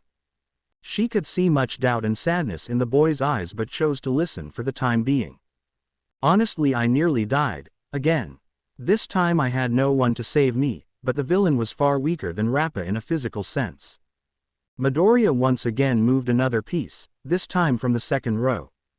But what's really bugging me is how I responded. I did something rather unheroic. Pony looked up in fearful wonder as he grew notably disturbed upon mentioning such a thing. She absent-mindedly moved a piece, now not so interested in the game itself. What happened? She asked with the utmost seriousness. The boy clasped his hands together while looking down at the board with a thoughtful expression. Well, the villain got me in a chokehold, and I noticed a gash in his stomach from earlier in the battle, and well, I kinda used it to hurt him. The horn user listened intently while seemingly keeping a neutral look devoid of any sort of judgment. He's close to getting put on a deathbed, and it's my fault. I'm scared to have his blood on my hands. How can I call myself a hero after something like that? Pony grimaced as she saw the fear and despair in the boy's eyes as he recounted the details of the attack. Just as he finished, Midoriya looked down and shuddered as he felt a heavy weight bearing down on his soul, but he was surprised yet again as Pony gently grasped his hand. I don't know what to tell you. There's no clear answer or decisive response that could make everything all better in an instant, but I want you to know that it'll be okay. I'm going to be here and I am going to help you through it all. Seeing the gentle and kind smile of the horn user broke something inside the boy. Something he'd intentionally been trying to repress ever since he stopped the incident at the pier. Midoriya started to sob uncontrollably and unrelentingly as he hugged the blonde while abruptly messing up the game in the process. Pony let out a sad and remorseful frown as she gently embraced the damaged boy and let him cry into her shoulder. You're the single most important person in my life, Izuku. I would fight tooth, nail, and horn to keep you safe. And if the whole world turned against you tomorrow, then you can bet on me being in your corner to help tackle anything. The thought of losing you, it's unbearable. The boy started to gradually calm down in her caring embrace and felt at ease upon hearing such soothing words, but he winced in surprise as her grip suddenly tightened severely. I am never going to let you die. Please, forgive me for not being there tonight. Midoriya felt a tinge of sadness wash over him as he heard her own pain leak through that one line. I would never hold it against you, he quietly muttered while letting the horn user cling to him. After some time the two finally separated and Pony seemed to be fidgeting uncomfortably with an awkward expression. Sue, I know we just had a moment and all. Boo it, could you maybe take a shower? I don't know what you did out there but you stink like a rotting corpse. Midoriya felt his heart sink in a moment's notice as he heard the worst thing anyone ever could after spending so much time alone in a small space with a valued companion. Oh God, I'm so sorry. I didn't think about that. I'll take one immediately. Damn it, I can't believe I just ignorantly subjected you to something so terrible. The boy grabbed a fresh change of clothes and promptly left the room, giving Pony some much-needed privacy after things nearly fell apart. It may have been a mistake to come here. The room is permeating with his delicious scent. With a cautious glare she waited a while till she was sure he was gone and got up to lock the door before finally turning her attention towards the clothes hamper. With a dark blush and a glazed-over look in her eyes, the horn user sauntered over to the container and pulled out a dirty shirt before giving it an inappropriately long sniff. You really are the most important person in my life. So, why are we helping the Hasaikai? We ought to just grab Toga and book it. There's bound to be an underworld doctor who can help her. Spinner looked over towards Shigaraki with a look of concern and frustration as he seemed to take issue with their current objective. The villain was looking out the window with a bored expression as he watched the blur of the highway pavement and the mediocre view of the city from the outskirts. As it soon became clear that his boss was lost in thought, the reptilian groaned in annoyance while turning his attention back to the road. "Why do you care about justice?" Much to Spinner's surprise, the other man finally spoke for the first time during the entire business trip, and his question seemed to throw him for a loop. "What do you mean?" "It's the will of Stain, of course. The same will you're supposed to be devoted to upholding, right?" Shigaraki sighed in annoyance at the generic answer while turning his head to look at Spinner. No, Stain wanted to fix a broken system. He wanted to root out prejudice, greed, and discrimination, but how? How do you take such values out of a human? You can preach about social reform all you want, but no matter how many hearts he reached, it'll never be enough. Spinner turned the truck to get off of the highway and stopped at the nearby stop sign before turning right. They seemed to have reached a downtrodden and disgusting ghetto part of the city. "You can't be serious about that. Shigaraki, do you really believe that humanity is so lost in its worst vices that no amount of effort and goodwill can bring forth a meaningful change?"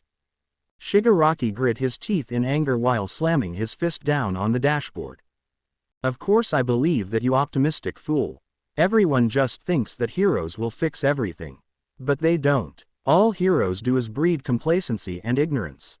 Because of them, all people want to do is sweep anything problematic under the rug and pretend like nothing is ever wrong because the heroes will make it all better. I'm sick of it." Spinner simply stared wide-eyed in shock as the Decay user went off on a tangent while screaming like an unhinged maniac. After some time, Shigaraki took a deep breath and calmed down while sitting back and putting his feet up against the dashboard while crossing his arms. "You are completely insane," Spinner said dejectedly. "Oh please. Because you're such a moral paragon, right?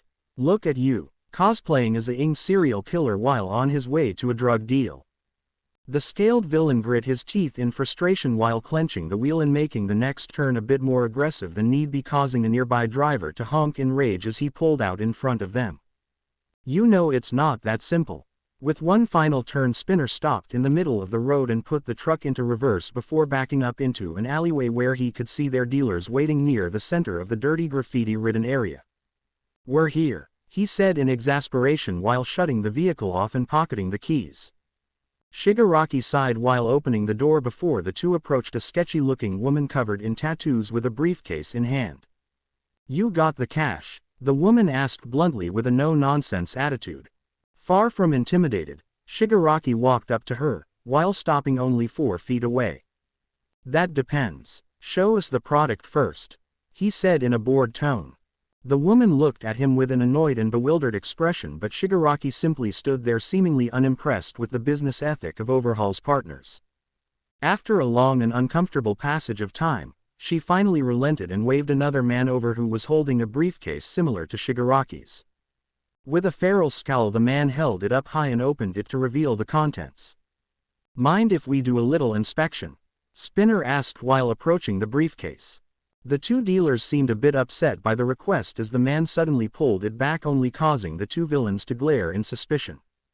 "Hey, come on guys. We're all friends here. Just let us take a look and we'll give you the money," Spinner said with a friendly smile while slowly reaching for a concealed knife. "Ino, you guys don't look like the usual delivery boys that Shisaki sends our way," the woman said while rubbing her chin in a thoughtful and suspicious manner. Shigaraki narrowed his eyes in annoyance while opening his palm and taking a step forward. "Just give us the damn briefcase," he said, clearly not wanting to spend any more time in their presence. The two dealers backed away with an uneasy expression across their faces as they drew their guns.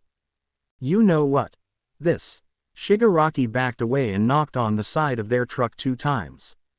Dabi looked up from his phone in surprise before turning his attention towards the window on the skylight window and looking over towards Compress. The escape artist nodded in understanding and stood by the window holding his hands together to give the flame user a boost. With an annoyed expression, he got back in the truck and waited for them to depart. Noticing a newcomer crawling out of the top of the truck, the two dealers immediately raised their guns to meet him. Making note of their shift in attention, Spinner was quick to throw a couple knives at the two dealers, effectively piercing their stomachs and causing them to fall to the ground in pain. "This is what you called me out here for?" Dabi asked with an annoyed look while walking towards the end of the truck.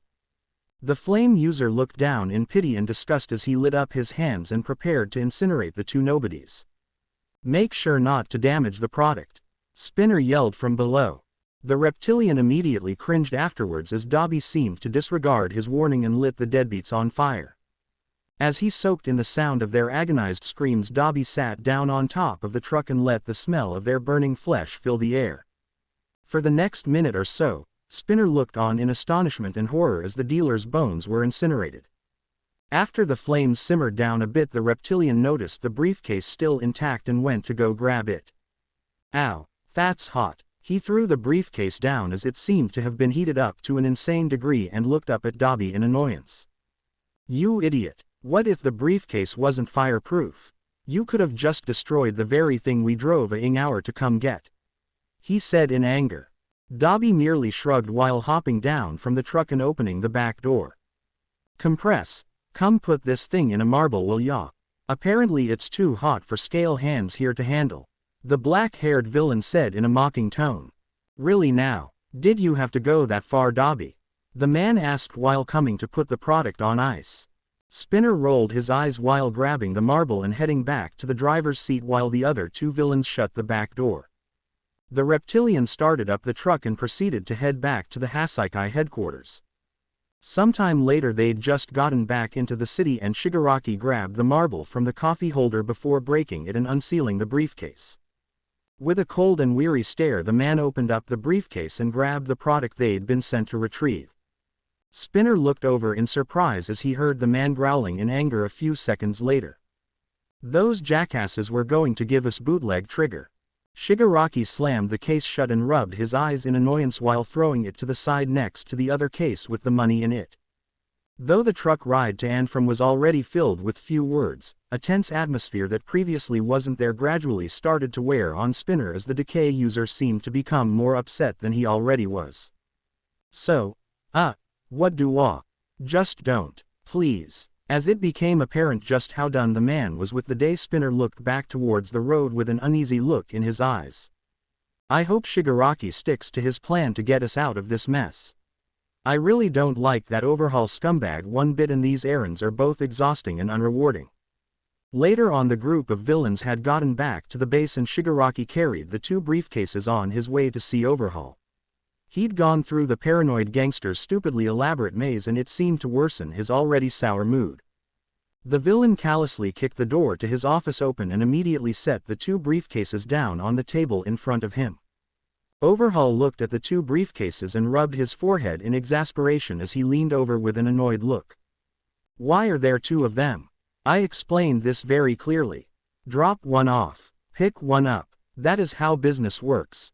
For once it seemed as though both men were actually on the same wavelength as Shigaraki sat down in the chair across from him and slumped back in defeat. Open the one on the left. Overhaul raised a brow in suspicion at the order. Just trust me. That's what we're working on, right? Trust, Shigaraki said in a cold, dead tone with a tired look in his eyes. The crime boss slowly pulled the case over and opened it to see what was inside. As he pulled out one of the 5 syringes and examined it, the monk's eyes narrowed in anger. This is an incomplete version. If my men were to take this, then the effect would last half as long and the repercussions would be far more severe. Yes, and your dealers were going to sell it to me. That is, until they tried to kill me first, since I wasn't who they were expecting. Overhaul closed the case and set it to the side before turning his attention back towards the other villain. You made me a promise. I do this and you heal Toga. Get on it, the younger villain rudely demanded while staring into Overhaul's cold, dead eyes. The crime boss looked on in indifference while resting his hand on the case and disintegrating it with his quirk.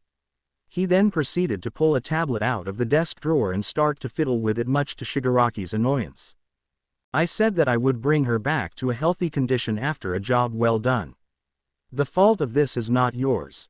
However, I will not reward half-baked results. Shigaraki narrowed his eyes in rage while clenching the armrests of the chair he was sitting in and standing up while leaving it to rot under the effects of his quirk. You arrogant bastard. I've been gone for nearly 3 hours just to obtain that crap. I don't care what you will and won't reward. Fix her now. In the face of his childish anger, Overhaul seemed completely unfazed as he calmly sat back and tossed him the tablet. I have taken the liberty of setting up a new deal. This one is a 2-hour drive, but I have more faith in the integrity of this distributor. Bring me back some functional trigger and I will honor my word.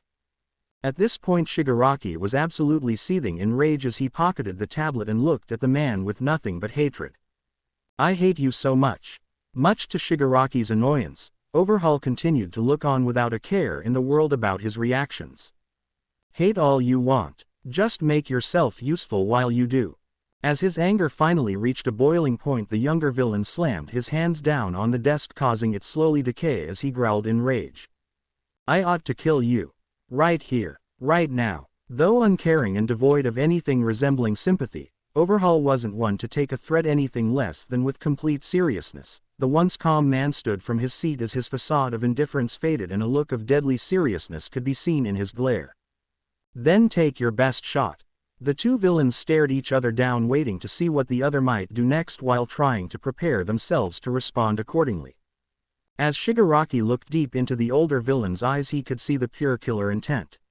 A tinge of fear coursed through him, though he'd never give Overhaul the satisfaction of seeing such a response. He stood back and recomposed himself. Fine, just being away from you is incentive enough at this point. Shigaraki turned to leave while flipping Overhaul off in the process. The crime boss sat back down and looked at his destroyed desk with a blank expression. He is fascinating, I'll give him that much. Overhaul leaned down and rested a finger on the decayed desk, restoring it back to its original condition. After having done so, he looked down at his finger and saw that touching it activated a residual effect of Shigaraki's quirk. He groaned in annoyance while touching his hand and deforming it before restoring it to original condition as well. I think I'll go pay Pops a quick visit. See how he's holding up, he thought to himself while standing up and taking his leave. Just a few doors down, Overhaul looked over to see the only person he cared about. With a look of regret, he slowly walked over to the unconscious man. Hey Pops, the plan is nearly complete. Our organization is going to rule. Just like the old days. Overhaul reached down and caressed the man's cheek with his finger. I promise, you won't even want to be in charge again after you've seen what I've done in your name. For some time, Overhaul sat with the boss as he contemplated how to bring him back into the fold. Eventually he'd sit up and decide to give the man his space. The heroes are coming soon. They want to destroy everything that I have worked so hard to achieve, but I won't let them. This is all for you after all. Right as he was about to leave, Overhaul looked over in intrigue. He diverted his course from the door and looked down at Himiko Toga. The young blonde slept peacefully in her stretcher. Most definitely guaranteed not to awake unless he willed it. Why does he fight so hard for you? One little pawn. Another reason why someone like Tamura Shigaraki should never be left to rule the shadows. His foolish priorities are nothing but a wasted effort. I can't believe how quickly we were able to handle that robbery. I gotta say, Midoriya, you really are one of the more reliable partners I've had in the field. Midoriya followed along with an exhausted look on his face as he just let his ice cream melt into the sidewalk while following behind. I really don't know about that. A moment later, Mirio pulled out his phone while seemingly on high alert all of a sudden. He was quick to throw his ice cream away. Villain attack a few blocks east. Come on, let's go. Wait up, the boy said while discarding his desert and chasing after his senior. The two heroes rushed to the scene and were met with panicking civilians desperately running from the scene. Mirio's eyes narrowed in determination as he spotted the villain. It wasn't hard, considering the fact that it had to be at least 40 feet tall and destroying the nearby building with mere tentacle swings. Midoriya looked up while rubbing his eyes in confusion. A giant octopus monster. The boy was pulled back from his thoughts by Mirio snapping in front of his face. Focus, Midoriya. We have to mitigate the damage while keeping everyone safe. Oh, right, let's get to it then, he said, mostly trying to hype himself up to help get into the groove of things. Mirio charged forward and watched as the giant villain slammed one of its tentacles into a nearby building. Upon noticing that the debris was about to hit a civilian, and quickly ran forward, pushing them to safety. Right as he did, the debris fell on him. Midoriya ran over to the person that he had just saved with a look of concern. I would have been crushed by that debris, but that boy, he just died to save me. The civilian asked in horror and disbelief. No, I doubt something like that could kill him if he saw it coming. You really need to get to safety though, he responded in a serious tone. Much to the civilian's shock, Mirio flew out of the ground with a confident smile as he pushed forward and lunged at the villain. Right then, please give him my thanks for the assist. I'll be going then, the civilian said, feeling more reassured as he quickly evacuated from the field. Now focusing on the villain again, Midoriya charged forward, leaping off the wall to assist Mirio. The villain roared in anger as Mirio consistently jumped from wall to wall while using his quirk to phase through any attacks sent his way. Infused with the power of One for All, Midoriya slammed into its head, causing the monstrous villain to stagger back and fall against a nearby building. Be careful, we don't want the building to collapse. Could endanger more civilians, Mirio cautiously warned while slamming down on one of its giant tentacles. Midoriya leapt back, narrowly avoiding another attack that only seemed to slam into another building, causing it to fall against yet another unstable structure. Keep it busy, I'll make sure there are no survivors in those buildings, he said while leaving everything to the blonde and jumping into the building through a window.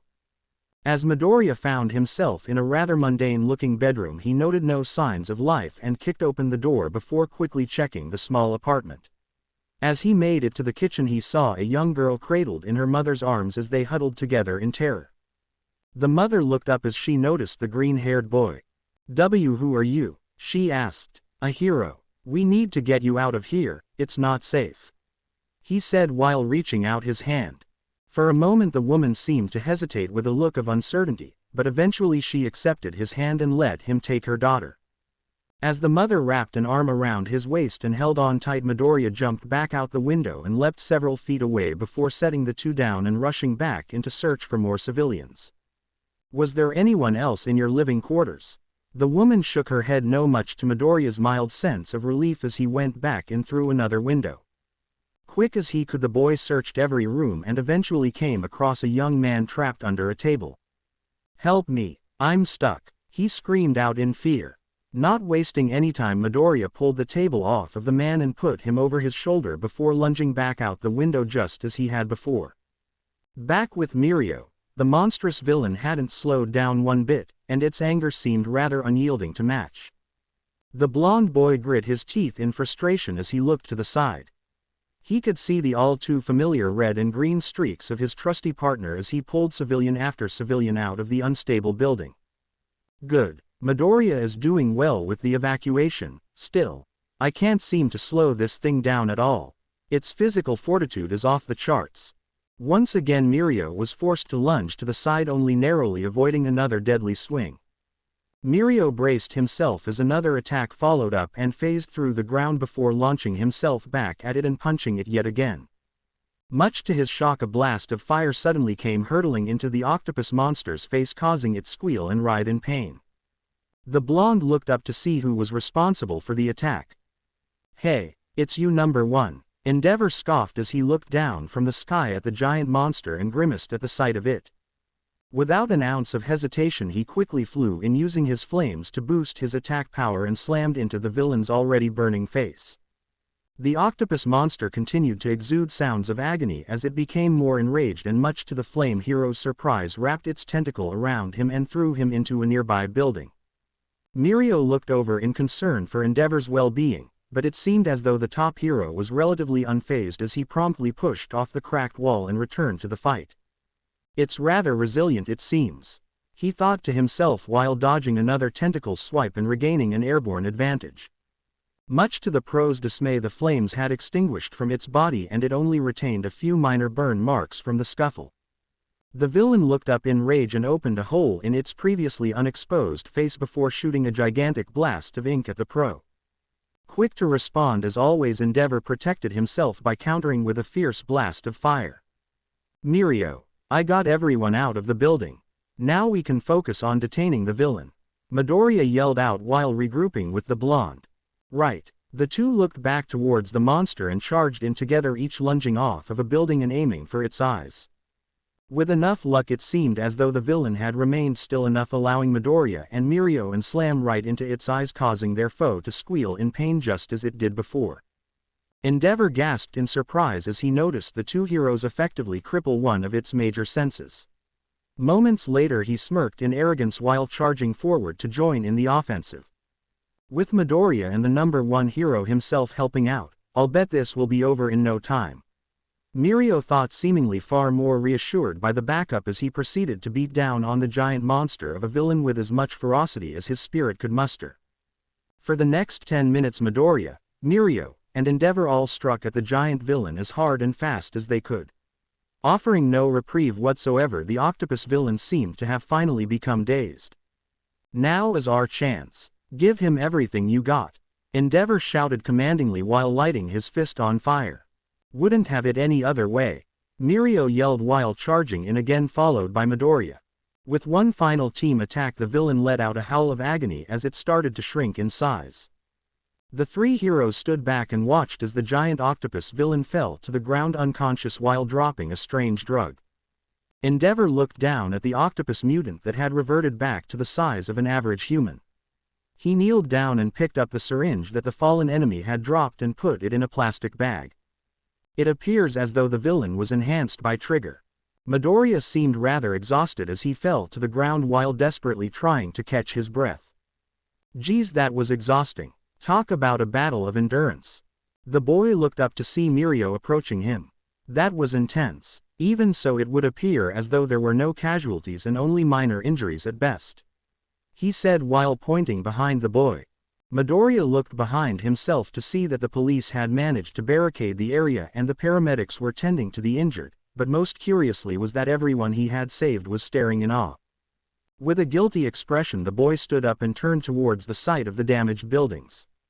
"I might have saved them, but where are these people going to sleep tonight? It's because of me that their homes have been destroyed. I could have done better." The boy turned his attention back towards Mirio with a regretful look in his eyes and a sad smile as he pointed behind him. "Look at this damage. I failed to contain the situation. I don't deserve such kind words." Mirio's smile seemed to fade as he saw the guilt-ridden expression on the boy's face. After giving it some thought, the blonde smiled yet again while pushing Midoriya closer to the crowd. Midoriya looked back in confusion only to be met with Mirio standing by him and grabbing his hand before raising up high. "Who among you would blame this compassionate, young, and aspiring hero for the destruction of your homes?" The boy looked back at his work-study partner in horror as it became clear he had just lost his mind. "Come on, Mirio. Everyone knows it's my fault. I don't need them to reaffirm their hatred of me." The civilians all just stood there in silence as they looked amongst each other in confusion at the question. In the end, it seemed as though nobody bothered to respond to such a ludicrous prospect. Mirio grinned in satisfaction, all while never letting the struggling and panicked boy escape from his grasp to retreat from the public eye. "And who among you would attribute your safety to the bravery of this kid? Who here thinks he has what it takes to be a hero?" Midoriya looked down in embarrassment and horror as he felt in that moment that he would be perfectly content to let it all end. Well, that's obvious. Of course he has the potential to be a great hero. As he heard such strange words, the boy's eyes shot up towards the voice in shock and disbelief. As he pinpointed the speaker, Midoriya stared wide-eyed in silence. It was the mother that he had saved first. Yeah, what sense would it make to blame him when all he did was work as hard as he could to save our lives? The man had pulled the table off of added. Much to his shock and disbelief, the civilians he'd saved all started to cheer for him. He turned his attention to Mirio, who just had the same grin across his face as he chuckled about the situation. Hee, thanks. I needed that, Mirio," he said with a teary-eyed smile as he looked back at the people. Moments later, the police had cuffed the mutant responsible for the destruction of the area and Mirio spotted Endeavor walking away. "Yo, number 1, I wanted to thank you for your help. That was really amazing." The flame hero grit his teeth in anger as he turned back towards the blonde hero.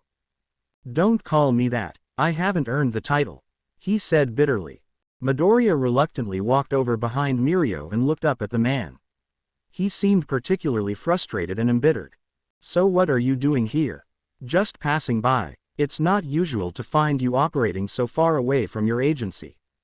With an annoyed scowl, Endeavor turned his back away from the blonde and proceeded to walk away. You should know to mind your own business. I see no benefit to engaging in this idle chatter. Mirio chuckled as he watched the pro leave while coldly dismissing him. That's number one for you. Focused on the job. You really got to admire that about him. Midoriya let out an uncomfortable chuckle as he thought back to a certain friend of his. Makes me wonder how Todoroki's relationship with his dad is coming along. I don't imagine it's going well, but still, I hope everyone in that family can one day tread the path to healing. Elsewhere in another part of town, Shigaraki had just returned to the Hasaikai base with a livid expression as he faced the cold-hearted crime boss that he's been forced into working for. Overhaul held his usual calm and composed demeanor as he sat at his desk with a patient look in his eye. Not bothering with any words just yet, Shigaraki simply placed the briefcase on the table and passed it to the other villain.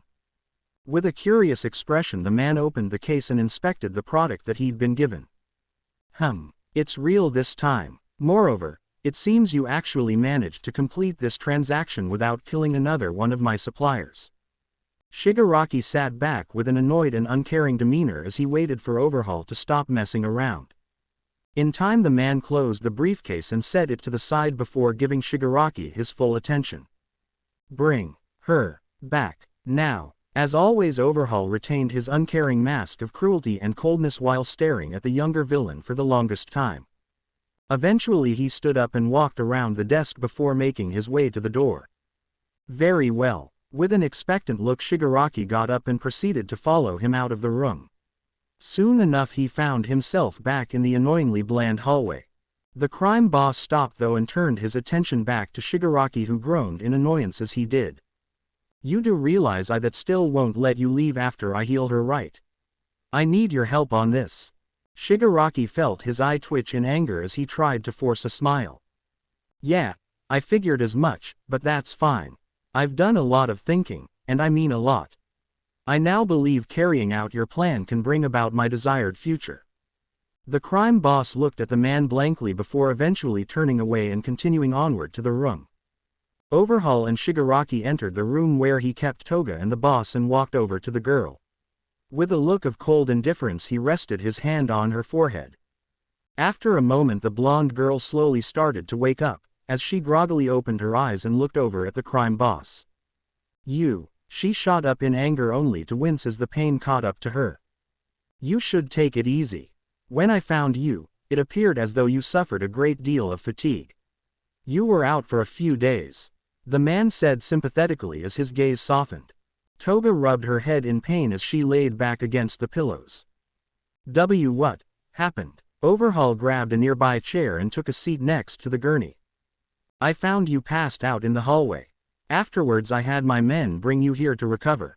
Shigaraki looked over at the man in disgust with a brow raised. You lying sack of shit. Is this some kind of game to you now?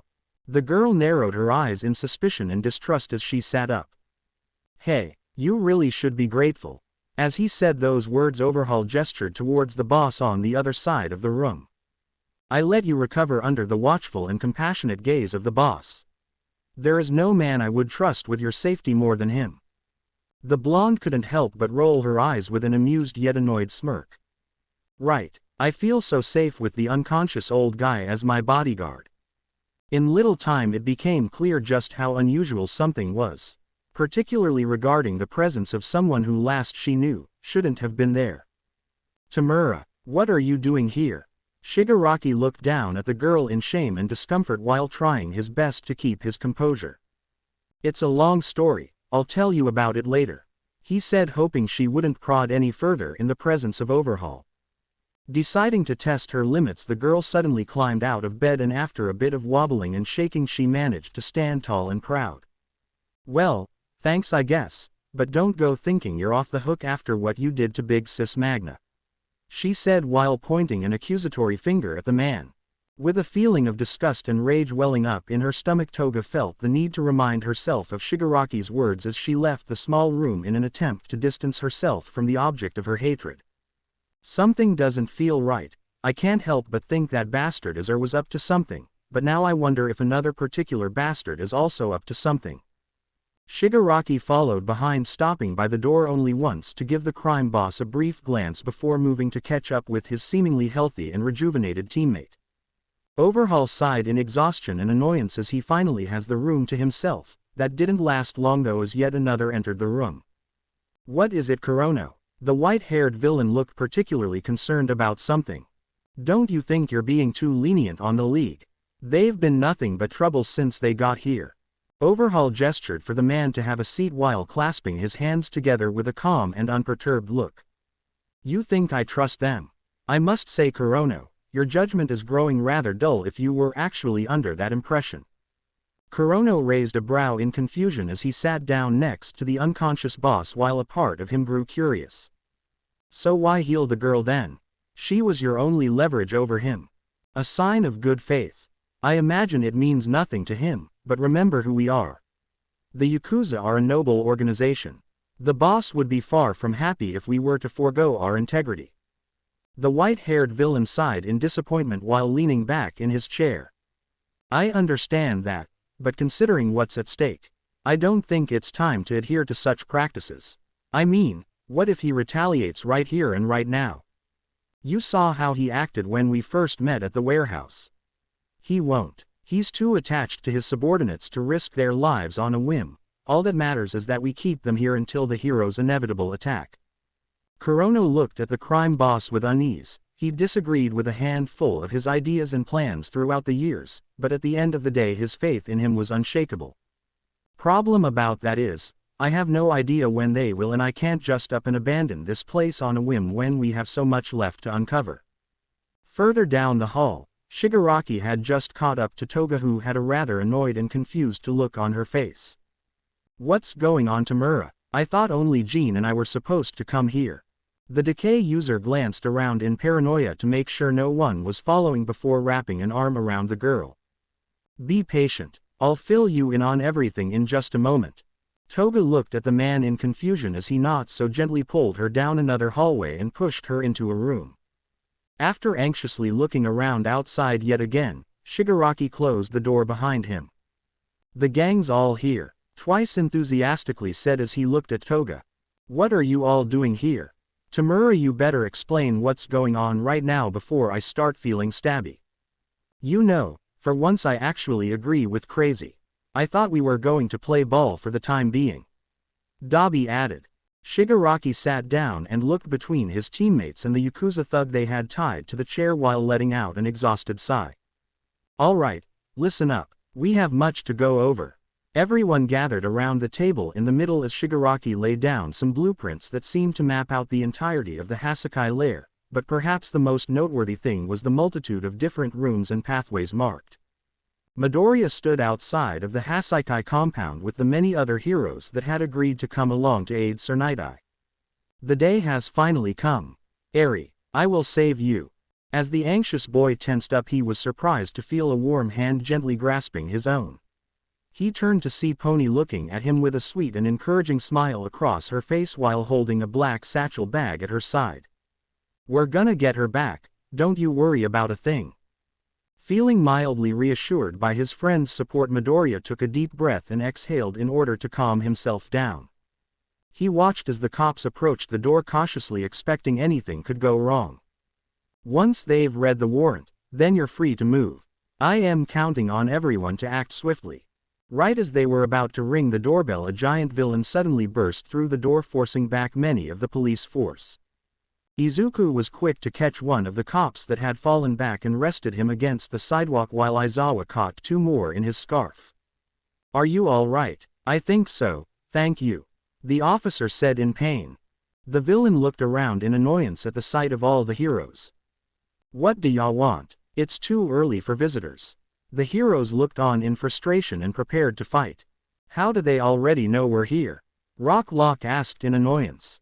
No time for questions. Let's go, another hero said while using his quirk to prepare a sword from his hair. That's good, I'm waking up a little. The large villain reeled back his fist and prepared to strike, but as he did, Ryuko transformed using her quirk and intercepted his attack while forcing him to the ground under her giant claw. Listen to me, We shouldn't split up too many of our forces yet, the Ryaku agency will take care of this villain. The rest of you go. Let's support Ryaku, Najire said to the girls while moving in to help the Dragoon hero. You heard her. Everyone move, come on. Fat Gum yelled out. Listening to the Ryaku agency, everyone barged in through the door as fast as they could. This is the heroes and the police. We have a warrant to search your premises on suspicion of manufacture and sale of illegal drugs. Everyone pushed through while many of the cops stopped to wrestle with and apprehend a multitude of small-time thugs who stood in the way. Quickest route. Let's go. Get to the girl, Fat Gum yelled. The heroes soon made it into the hideout and continued onward while looking around. Haven't seen any signs of suspicious activity yet, the BMI hero said while looking over his shoulder. Yeah bro, same here, but hey, we're in it now, we got no choice but to see it through. Rock Lock responded. Is it possible that someone leaked our plans for the raid? There must be a reason they all came pouring out like that. Tamaki said in a speculative manner. No, if there had been a leak, I think they'd be fighting more cohesively. Groups like this are used to working together, the police chief said in disagreement with the possibility. There's nothing that matters more to these guys than their bond with their boss and their brothers. Being part of the underworld only makes loyalty that much more sacred to them. All those people outside, but we haven't caught sight of the top brass yet. They're probably underground hiding, getting ready to flee, Aizawa said. How is that supposed to be loyalty? Forcing their henchmen to fight for them while they run away isn't manly at all. Hiroshima said in anger and disgust at the Yakuza's methods. As the heroes continued onward, Night Eye took the lead while recalling something he picked up using his quirk. This is it. There's a device here that opens a hidden passage. You press down the floorboards in a specific order and then. Just as the former sidekick paused, the wall opened up revealing a secret passage. It's like a ninja hideout. How cool, Bubble Girl said in childlike amazement. Thank goodness for your quirk, sir. Guards up, we don't know what we might be facing in there. Moashi advised cautiously. Only further validating the centipede heroes' concern, a trio of villains popped out from behind the door. Bubble Girl, you handle the third. Moashi easily restrained two of the villains as the blue-skinned girl wrestled down the third while one of her bubbles from her quirk popped in his face, effectively rendering his sense of sight useless. Sorry, we'll make sure these guys don't follow. You go on ahead, she said as she pinned the villain to the ground. You heard her, Night Eye said. The heroes and police all pushed forward deeper into the base until they were stopped by a wall. It looks like a dead end. So much for your foresight, Night Eye. Mirio stepped forward while taking off his helmet. Hang on, let me go take a look. The blonde ran up and phased his head through the wall to see what was on the order side. I knew it. The path continues just like Night Eye said it would. He pulled his face out and looked back towards his allies. The hallway's just been blocked with this wall. Unfortunately, breaking through is not gonna be easy. If he did this, then it's gotta mean we're on the right track. Yeah, you're right, but he's an idiot if he thinks a dumb wall will stop us. Hiroshima charged towards the wall while hardening his fist. One for all, full cowling shoot style. Red gauntlet. With little issue the two boys smashed the wall apart, clearing the path ahead. We need to keep moving, Mirio said while walking forward with a look of seriousness. Yet again the rescue force proceeded, but soon enough things took a turn for the worst as the walls, floor, and ceiling all started to shake uncontrollably and unnaturally. What's going on? Everything's twisting. This is someone different. Maybe Iranaka. Chisaki's quirk can't do something like this. Iranaka's quirk mimic lets him enter objects and control them as he would his own body. He must have gone into the concrete in the halls down here and made this a living maze. It shouldn't be possible on this scale. He's not supposed to be able to control anything larger than a damn refrigerator. Rock Lock said in frustration. Remember who we're dealing with here. Dollars to donuts, he's using a performance enhancer. I was ready for just about anything, but I didn't expect the whole building to turn against us. Still, controlling something this big has gotta be wearing the guy out. Eraserhead, can't you stop him? Fat Gum asked as they stumbled around in warped path. I can't do anything without seeing his real body. Amijiki started to panic a little as he thought of how Overhaul might escape with Eri. With the passageway shifting and changing like this, they can create as many escape routes as they need. We have to think quickly if we want to catch them. No, who are we kidding? They're gonna escape with the girl and we're all gonna die down here. Tamaki. Much to Amijiki's surprise, Mirio put his hand on his shoulder. No way that's gonna happen. Understand, you can do this, Sunniator. Besides, this is just a stopgap. They can warp the path forward if they want, but as long as we know the direction of our goal I can still reach it. Mirio started to run forward with the intention of taking the lead so he could scout ahead. Lemillion, come back. The blonde didn't listen though, his thoughts were focused solely on the mission at hand. Speed is what matters right now, those guys know it too. That's why they're stalling for time. I'm going on ahead. As he watched from the walls, Iranaka retained a shit-eating grin. Apparently far from threatened by Mirio's quirk. Slipping through the walls, huh? Oh well, even if he does reach them, what will he be able to do by himself? As he disregarded Mirio, Iranaka proceeded to open up a hole in the floor, causing everyone to fall through before closing said hole. Now where are we? Midoriya wondered in confusion. Somewhere even farther from the target. Those guys are really screwing with us. Rocklock said while standing up in frustration. Well, what have we here? Looks like some state-authorized thugs crashed our party. The heroes all looked over where they were met with a couple of villains. One with blonde hair and a sword and the other one bald with a white mask. Isn't that strange? These guys are obviously ready for a fight. Let's see how long petty criminals can last against the strength of a pro. Fat Gum said while cracking his knuckles with a confident smirk. He looked over in surprise though as Amijiki raised a hand to stop him. Pros should save their strength for when we reach the target. Amijiki started to recall one of the countless times Mirio encouraged him and found the motivation to act in the service of the mission.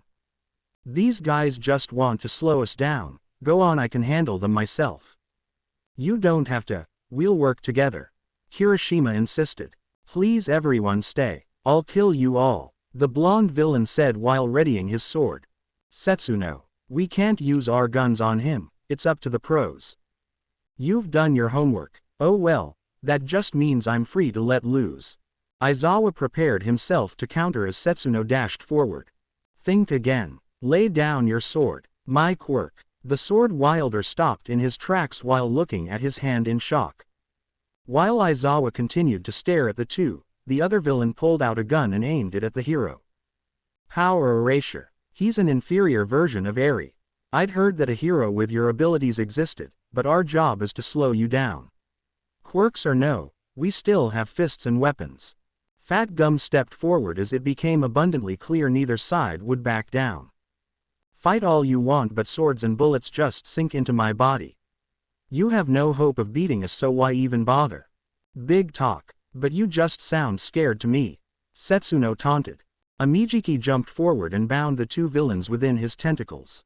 Toya Setsuno. Quirk, larceny, Yui Hojo, crystallize. I read all about these guys in the briefing. The manifestation hero slammed them against the wall while destroying their weapons in his other hand. I can take these two on. I ate tons of takoyaki at the Fad Agency, so octopus has become one of my specialties, and you know, I gotta say I'm pretty down on guns since I was shot in the street.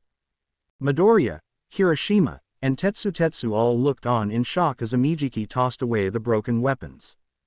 Hold on, Sunniator, Kirishima said with concern. It's not smart for all of us to fight them. They want as many heroes stalled here as possible, let's just give them one. The villains rose to their feet while looking at Amijiki with a sickeningly amused smile. We should save all your quirks, especially eraser heads, for later. You'll need to be operating at 100% to get through those moving hallways. For a brief moment the room went dead quiet as Fat Gum stared at his normally anxious protege in stunned silence. Fat Gum, I know this is something I can do on my own. Let's go. Through that door. Deciding to trust in his subordinate's abilities, Fat Gum led the remaining heroes out of the room. Amijiki, you have to move fast. Beat them before they can fight back. Aizawa cautioned. Midoriya prepared to leave as well while Amijiki slammed the villains back against the wall. Before you go. The boy looked back in surprise as his senior seemed to have one last thing to say to them. You have to take care of Mirio. He's definitely going to try too hard, so please keep him safe. Once again the heroes were on the move in pursuit of Eri. Fat Gum, you're gonna leave him alone back there?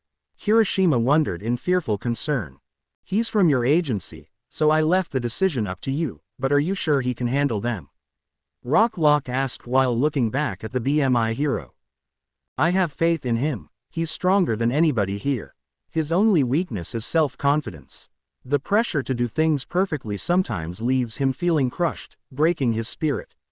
And yet, he's risen to become one of UA's big three under those conditions. So I trust him when he says he can take down those thugs on his own. If he believes in himself, I believe in him. Elsewhere, while accompanied by Toga, Shigaraki was looking over the plan one more time with a contemplative expression. Soon enough he turned on his earpiece. Is everyone ready? Dabi looked down at the burning Yakuza thug at his feet and kicked him away with a look of pity and disgust. Affirmative, boss, he said with a relaxed expression. Once the Decay user got confirmation from everyone, he looked at the door and turned to leave.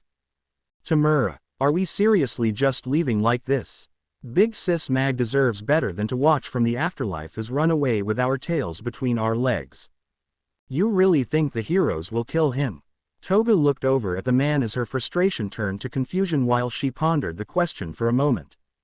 I guess not. What's your point? After they've brought him down, Overhaul will likely be joining my master in Tartarus prison, or he would be, if we weren't going to ambush their transportation convoy, but we need to get out of here first so we can deduce what route they'll be taking him down. Toga's eyes lit up in excitement and exhilaration upon hearing that the boss hadn't planned on abandoning vengeance. That's brilliant, Tamura, but what if we run into him down here? We'll have to kill him. Don't be stupid, he's taking the girl as far from here as possible and we're going back the way the heroes came. Our paths won't cross. The two villains took a sharp turn before Shigaraki suddenly grabbed the blonde and forced her into hiding alongside him from behind the wall. Tomu, shish. The heroes soon came into sight, causing Toga's eyes to widen in shock while Shigaraki desperately tried to keep his cool as he felt his heart racing in anxiety. Can't get caught now. I have no fallback plan or contingency in play. Everything hinges on using these justice-worshipping hypocrites to my advantage. Aizawa looked around as his eyes narrowed in suspicion. Strange. The guy who was manipulating the building seems to have eased off for some reason. Yeah, you're right. It's not twisting anymore. I'd expected him to throw as many obstacles in our way as he could to trip us up. If he's not, then maybe his awareness and control don't extend through the entire place. There's also the police squad up above. It's possible he decided to focus all his attention on them instead. Aizawa said in speculation. So there's a limit to how much of the building he can keep tabs on. Rocklock asked. It's just a theory, but maybe rather than being assimilated into it, he's moving around inside the walls to monitor what's going on. So when he does take control of an area, perhaps his true body is nearby. If he pokes an actual eye or ear out to keep track of us, that'll be all it takes. Just as they continued to move forward, Kirishima looked back in a panic as Aizawa was pushed back by a wall. Eraser. He wants to knock me out of the fight before I can get eyes on him. Just as he was about to be separated, Fat Gum pushed the black-haired hero out of the way. Be careful, Fat. As he took the blow, Fat Gum was forced down a hole where he was sent rolling down into another part of the lair. Eventually he stopped rolling and fell to the ground at a lower level. MMPHHMMHH. Whoa, where'd you boys come from? Hiroshima and Tetsu groaned in pain as the BMI hero got off of them. I jumped in front of Eraser to protect him. Figured with my quirk I wouldn't take any damage, but then you jumped in. I could say the same, just didn't expect either of you guys to be so fast. Tetsu added while getting up. The three heroes looked over as they heard footsteps incoming. Looks like we got company. Fat Gum coldly observed while preparing for a fight. Hiroshima and Tetsu grimaced in anger and disgust as they saw three figures emerge from the shadows.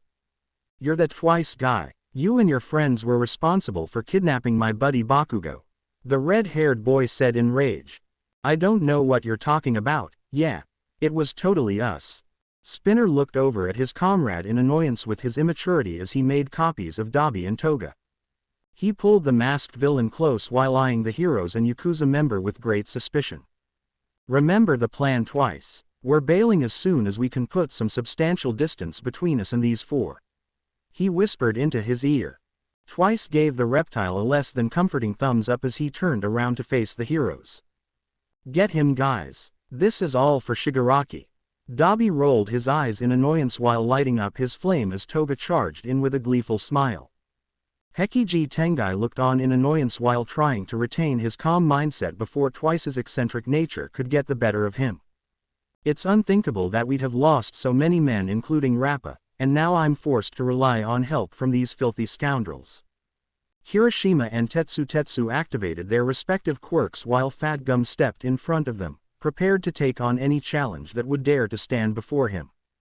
Remember boys, the sooner we neutralize them, the sooner we can rejoin the others and help get Eri back.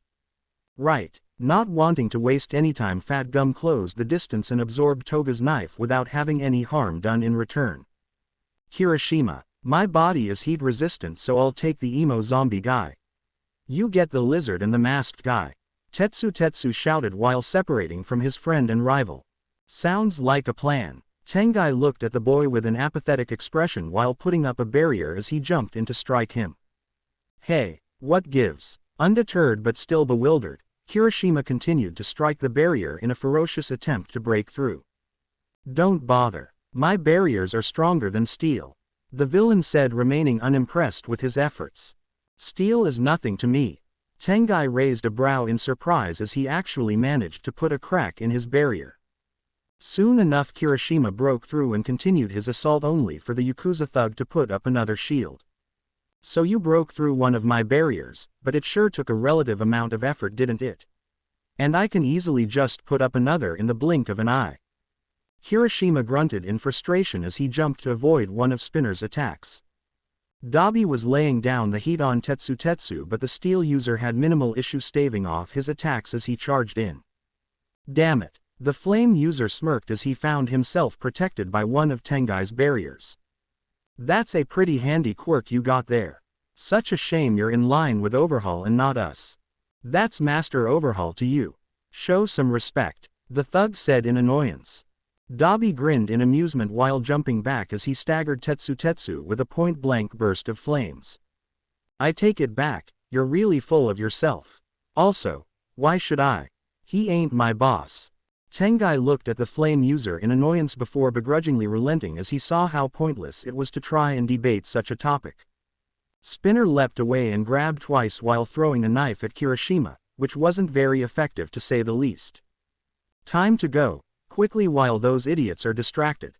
The two villains saw fit to leave as quickly as they could while everyone seemed a little caught up in the battle. It wasn't long before Fat Gum managed to land a decisive blow, effectively destroying the Toga clone as he looked back to see the villains retreating. Where the hell are you going? Get back here and fight. Tengai yelled in anger at their apparent betrayal. You know I actually agree with him. Stop being cowards and come face justice for what you did to Bakugo. Hiroshima yelled back. Spinner looked back and flipped the hero and villain off with a deranged and ecstatic grin as he felt some satisfaction not having to deal with their shit anymore. We're just going to get something important for Overhaul. Have some more clones as compensation. He insincerely responded. Twice haphazardly produced a couple more clones while continuing to run away from the battle. Best of luck, I hope you choke. Hiroshima could only stare in disbelief and disgust at the League of Villains' cowardly tactics as a Shigaraki and compressed clone came back the way they ran. Red Riot, Real Steel, look out. If either of them manage to touch you, it'll be game over. Fat Gum warned. The red-haired boy jumped back in annoyance as Shigaraki jumped forward and immediately went in for the kill, only to decay a part of the ground. Everyone form up, Fat Gum shouted. Tengai watched in seething rage as the heroes regrouped and he found himself in the company of some rather undesired allies. Those bastards. They intend to abandon the fortress and let the heroes take down Master Overhaul. I need to have these heroes killed quickly, then I gotta reunite with Iranaka. Once he knows that the League betrayed us, he'll be able to split them up and halt their escape. The masked villain's attention turned back towards the heroes as they dodged and weaved while doing what they can to fend off the clones' assault. These clones are aware too. They know of Shigaraki's plan and their own expandability. Sure, they're on my side now, but only until they've killed the heroes. Afterwards, it would most certainly be in their best interest to dispose of me or at least prevent me from getting to Iranaka. On the other side, if the heroes here prevail they would likely do the same. Tengai desperately picked his brain in search of a plan to get away from the hostile forces that would jeopardize it all. Damn it, the barrier guy seems to be in a bind, but even now he's still shielding these clones so we can't destroy them. At this rate, it's gonna turn into a battle of attrition in their favor.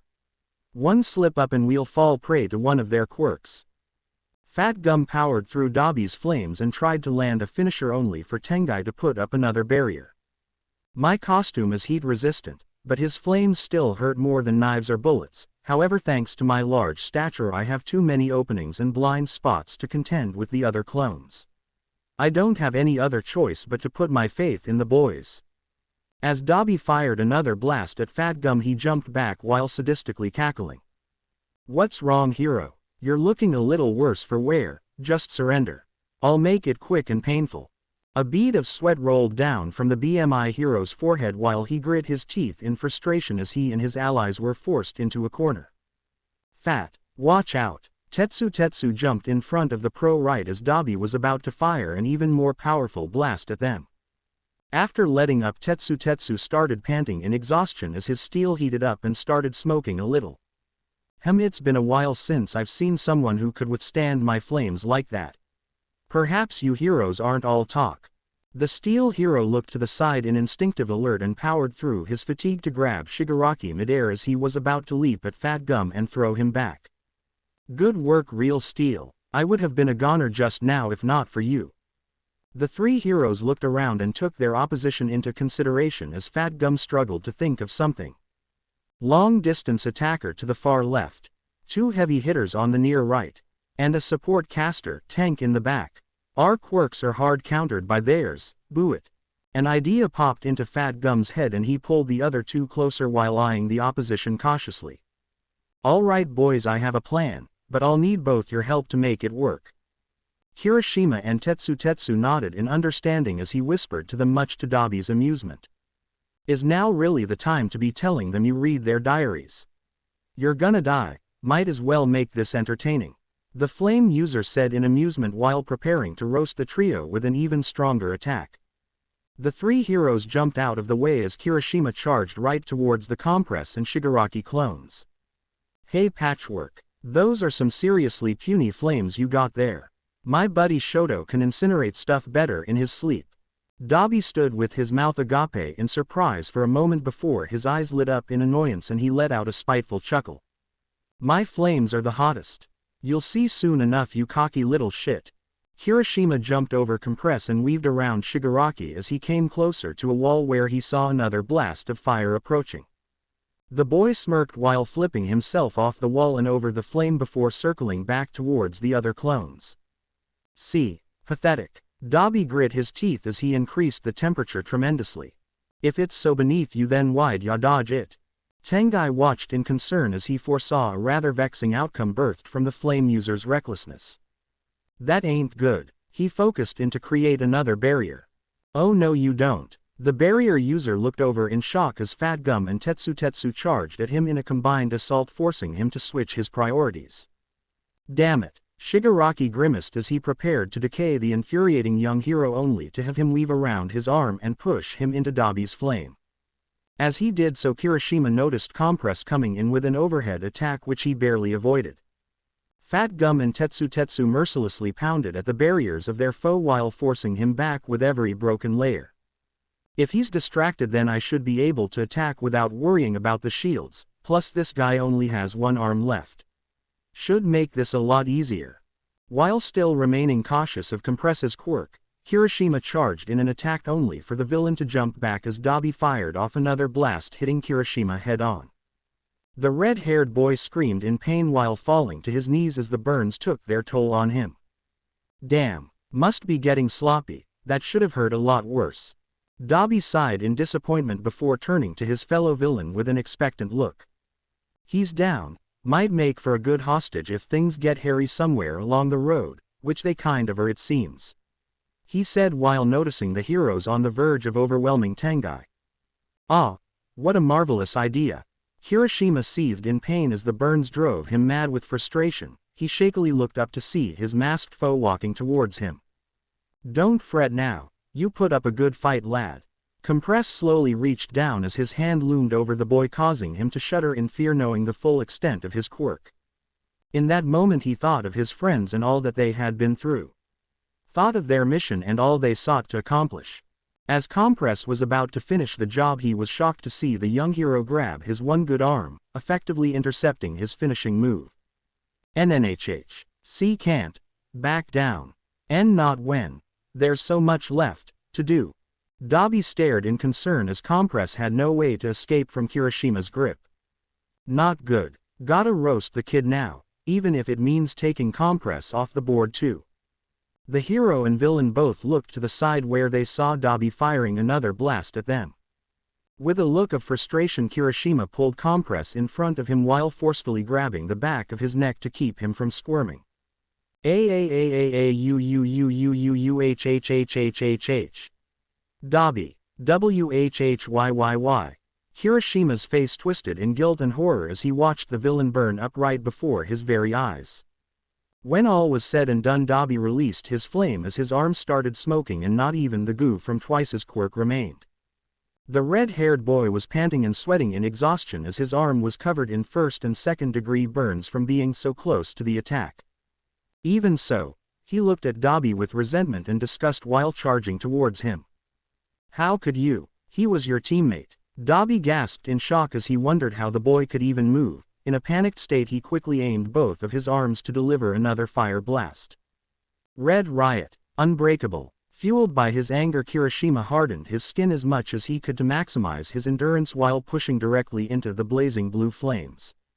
The boy screamed in rage while pushing forward as his flesh sizzled and charred with every passing millisecond. When he finally closed the distance, Kirishima pulled Dabi's arms apart and sharpened his fingertips before plunging them deep into the villain's stomach. Dabi coughed and ceased while looking up at Kirishima in anger and shock as even in spite of his burns he failed to impart anything that might leave a debilitating scar. A fact that greatly wounded his pride. Kirishima looked down with stoicism as the clone melted into oblivion while his vision waned and his body ached. Victory. Am I? Fat Gum looked over and saw the boy collapse to the ground. Red. The BMI hero rushed over to his sidekick while fearing the worst as he held him up. Hang in there, Red. We'll get you medical treatment as soon as we can. Kirishima shakily opened his eyes and smiled upon seeing the large hero relatively unscathed. Fat. Did I do it? Tetsu came over while dragging a severely bruised and unconscious Tengai by the hair and callously dropping his body on the ground to check on his friend. Listen to me, Real Steel. We need to get him back outside to the paramedics. We can drop that scumbag off along the way as well. The gray-haired boy nodded in understanding and picked the villain up before hoisting him over his shoulder as Fat Gum grabbed Kirishima and rushed him out of the room. From afar, Iranaka stared in rage while shaking and seething. The League betrayed us, abandoned their post. The Hasakai thug rushed through the walls to quickly check on the other posts in order to confirm his suspicion. He eventually came across a charred corpse, likely the courtesy of a certain fire user, and growled in rage as he started to move through the walls to another spot. You no good two-timing piece of shit. Tamura, look out. Shigaraki looked on in surprise as Toga suddenly pushed him out of the way before being pushed into a hole by a force of unnaturally moving concrete. You'll serve your purpose whether you like it or not, Shigaraki. Iranaka turned his attention towards the decay user and conjured a hole beneath his feet, causing him to fall to a lower level. So much for planning and loyalty. I'm gonna have to reposition the heroes in the League to where they'll be forced to fight each other now. Elsewhere, Shigaraki calmly looked around and took stock of his surroundings before turning on his earpiece. Heads up, guys, apparently one of those bastards has a quirk that allows him to manipulate the interior of the base. If I were him, I'd be doing everything I can to force an encounter with the heroes right about now. Compressed continued running through the base using one of the side paths and picked up the link to respond. Much to his dismay, the walls and floor started shaking. And what if we are taken off course? Remember, we always knew this might happen. Overhaul seems to have a penchant for recruiting people with annoying quirks. Just use one of the side routes and make your way topside. With nothing left to say, Shigaraki turned off his communicator and looked around to see what course of action he could take next. I fell through a hole from the ceiling and the only exit to this room seems to lead back further into the hideout. The Decay user turned towards the wall farthest from him and approached it. That's no good. I have no intention of indulging in any more of the Yakuza's stupid games. With a smug grin, Shigaraki touched the wall and started to decay a path back towards his intended destination. Back outside, the Ryaku agency seemed to have contained the giant villain that had greeted them by the door. Suspect restrained. The cops locked the villain up in one of their iron body binds. He went down fast for such a big guy. Rikia Katsukame enhances his size by breathing in the life force of the person he's touching. Isolate him now before he regains consciousness. Najire looked over and made note of all the ruckus within the compound walls. Things are sounding pretty lively in there, we better get moving. We're heading in later than I hoped, but let's catch up tonight. Right as the group was about to progress, Tsuyu and Ochako fell to the ground in exhaustion and fatigue. He's stealing their vitality, but how? Everyone around besides Ryaku seemed to grow fatigued as Rikia started to in their life force. The quirk booster Iranaka gave me is finally kicking in. About damn time. While growing in size, Rikia broke out of his shackles and turned to face the Dragoon hero with bloodthirsty exhilaration. That's more like it. Ryaku barely managed to catch his fist as she was forced back by the sheer power of his enhanced abilities. So that's it. His quirk's been enhanced. Najire turned to help while readying herself to take to the skies. Looks like things aren't quite wrapped up here yet, Rockety. Let's he. The blue-haired girl paused in confusion as Pony, who was just beside her moments ago, seemed to have mysteriously vanished. She looked behind her where she spotted the horn user rushing into the compound. I know this a time-sensitive mission, but is that really the best course of action? Our teammates are in trouble. Najire flew up into the air and proceeded to charge up a blast and fire it. Unfortunately, it barely did a thing. Still, she probably just sees it as a necessity to regroup with Night Eye and offer additional support. Either way, I have to focus on the threat in front of me. Despite their fatigue, Ochako and Tsuyu got up and prepared themselves to help assist Ryaku in attaining victory over the giant villain. Back in the compound, Iranaka watched as the heroes made their way through the compound at a concerningly effective pace. The boy who went ahead, alone, is not a threat. This is their main force, the ones I need to stop.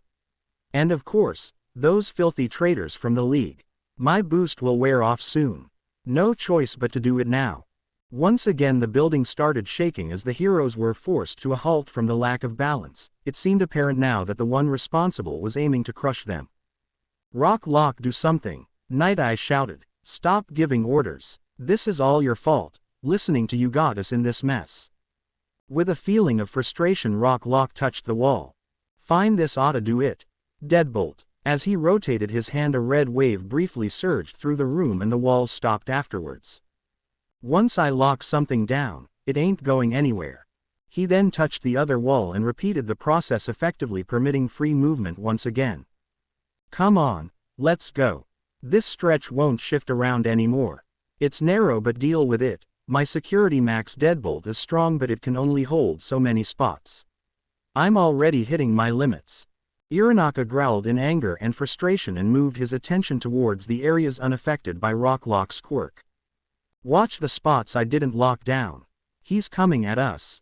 Midoriya charged forward and intercepted Iranaka's forward attack with a mighty kick.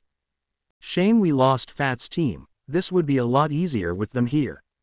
Don't you think? Rocklock asked while looking around to see if any more attacks were coming. Obviously. Aizawa looked around and tried to find the one responsible for impeding their forces. He's pinpointing our location, but where is he watching from? Inside the wall. We're not making any progress here, he just keeps cornering us. Rocklock said. Smash. Another attack came barreling in only to be intercepted by Midoriya yet again. The constant attacks were taking a toll on Midoriya's endurance as he started heaving in exhaustion while resting his hands against his knees. I'm not getting anywhere. He thought back to all the fellow heroes who'd sacrificed their safety in order to help stop Overhaul and save Eri. Ryuko and her team, the police officers, the other heroes who came to help. Kirishima, Fat Gum, Tetsu, Pony, they helped up get this far. No way I'll let it end like this. Midoriya lunged forward yet again and destroyed Iranaka's next attack. Much to everyone's shock, the wall actually opened up again, allowing for the path ahead to be traversed. What do you think they're planning this time? Rock Lock asked in suspicion. Aizawa suddenly grabbed Midoriya and pulled him away only moments before a wall could crush him. Several more walls came down and segregated the heroes' forces. Thanks for the save, Midoriya said while getting back up to his feet. Don't worry about it. Why would they bother separating us now though? On the other side of the wall, Rock Lock looked around in frustration and concern before turning to shout through one of the walls. You guys okay on that side? We're good, Rock Lock, one of the cops shouted back. Night Eye retained his calm demeanor but couldn't help but feel uneased by the sudden transition in tactics. Stay alert. Prepare for anything, the former sidekick shouted. Yeah, we heard you. Rock Lock muttered to himself while closing his eyes in a contemplative manner. From afar, Iranaka stared at the heroes in frustration and anger. It's only a matter of time before the drug wears off. I'll have to utilize those filthy no-good traitors now. The form-manipulating villain concentrated on his other paths and opened up several more tunnels around the hero's location. Toga groaned in pain as she landed on her face and groggily pushed herself off the ground, where she made note of her present location. She was in a dark corridor and couldn't seem to make any progress as it was blocked by a wall, so instead she peeked behind the wall where she noticed a lone hero. Damn it, we weren't supposed to run into the heroes, it's that insecure bastard's fault. Seeing no other option, Toga readied her knife and snuck up behind the hero with the intention of killing. Who the? Rock Lock only barely managed to stop Toga's knife by blocking it with his hand. Lock down. Toga was caught off guard as he disabled her blade with his quirk and prepared to strike her. You're with the League, aren't you? Evading his attack not a moment too soon, Toga let go of her knife and pulled out another one before plunging it into his side. Shish, afraid not. Today I'm a trusted member of the old school Yakuza. A nasty little gangster girl, one who's out for blood. Aizawa and Midoriya looked over in concern as they heard some sort of conflict seemingly ensuing where they last heard from Rock Lock. Rock, what's wrong? Step back, I got this wall. Midoriya prepared his fist and destroyed the wall, allowing them to rejoin with the Lock hero. Rock Lock. The two heroes were met with the disturbing sight of two Rock Locks. One almost dead on the floor and one kneeling in panic. Hey, this imposter clone just appeared out of nowhere and attacked me. Be careful, I bet there are more enemies nearby. Aizawa looked around in suspicion before his eyes narrowed upon getting a closer look at the wounded Rock Lock. He was stabbed. Midoriya, are you okay?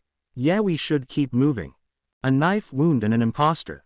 Midoriya shuddered in fear as Rock Lock pulled out a knife and adopted an uncharacteristically malicious smile. We were wrong. Aizawa used his quirk and erased the disguise, effectively revealing Toga's true form. Himiko Toga, that's me. Your darling in the flesh. You remembered me. The unhinged blonde started attacking Midoriya with an ecstatic smile as he narrowly avoided each attack. You have no idea how happy I am to see you again. Come here, let's get closer, Izuku. Just before she could continue her assault, Aizawa bound her in his scarf and forced her away from the boy. This is bad, but maybe we can stop her here. Toga turned around with a look of cold fury and grabbed Aizawa's scarf, using it to flip over onto his back and stab him in the shoulder. Eraser. The black-haired man pulled out a knife of his own, but Toga escaped from his binds and jumped past him before flipping through the wall that they destroyed. A coordinated attack. The League and the Yakuza are working together, that's why they separated us. It was the League's turn to step in. Midoriya ran up to Aizawa as he put away his blade. Are you okay? I'm fine. Focus on helping Rock Lock and get the other knife. I've heard that Toga's quirk uses blood somehow. Yes, sir. Doing as his teacher commanded, Midoriya ran over to help the lock hero while Aizawa held onto his shoulder. I never imagined they'd combine forces when their first meeting ended in bloodshed. Plus, Shigaraki doesn't seem like the kind of person who'd want to submit to anyone. On the other side of the wall, Night Eye and the police force were looking for an escape route when an unwelcome party emerged. Whoa, Compress, what are you doing here? I totally expected your arrival. The masked villain looked at Twice and Spinner in brief confusion before turning his attention towards the heroes. That Iranaka fellow seems to have transported me here. No matter, our objective remains the same. Twice, Spinner, buy me some time. The two villains stepped forward as Twice created a clone of Dabi to once again offer long-distance support. Compress immediately turned around and started creating holes in the wall using his quirk to burrow through. Night Eye was quick to throw his heavy seals at Dabi, almost immediately taking him out of the fight as Spinner went on the offensive with a small yet versatile machete.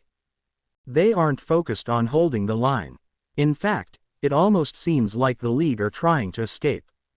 Does this mean that they really aren't united with the Yakuza? The former sidekick pondered while dodging Spinner's attacks. In one powerful movement, Night Eye Lee chopped the reptile on the neck, effectively knocking him unconscious. Spinner. Just before Night Eye could follow through with the arrest, he jumped out of the way as a marble came flying at him. The hero looked to the side and noticed that the officers were pinned down by another clone Dabi's flames. Damn it, how could I have been so careless?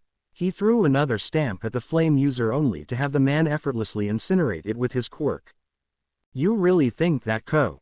The clone was interrupted mid-sentence as one of the cops managed to squeeze into the villain's blind side and shoot the clone, effectively dispersing it into goo. Windows open. Twice grab Spinner and let's get out of here. I'm on it. Let him rot down here.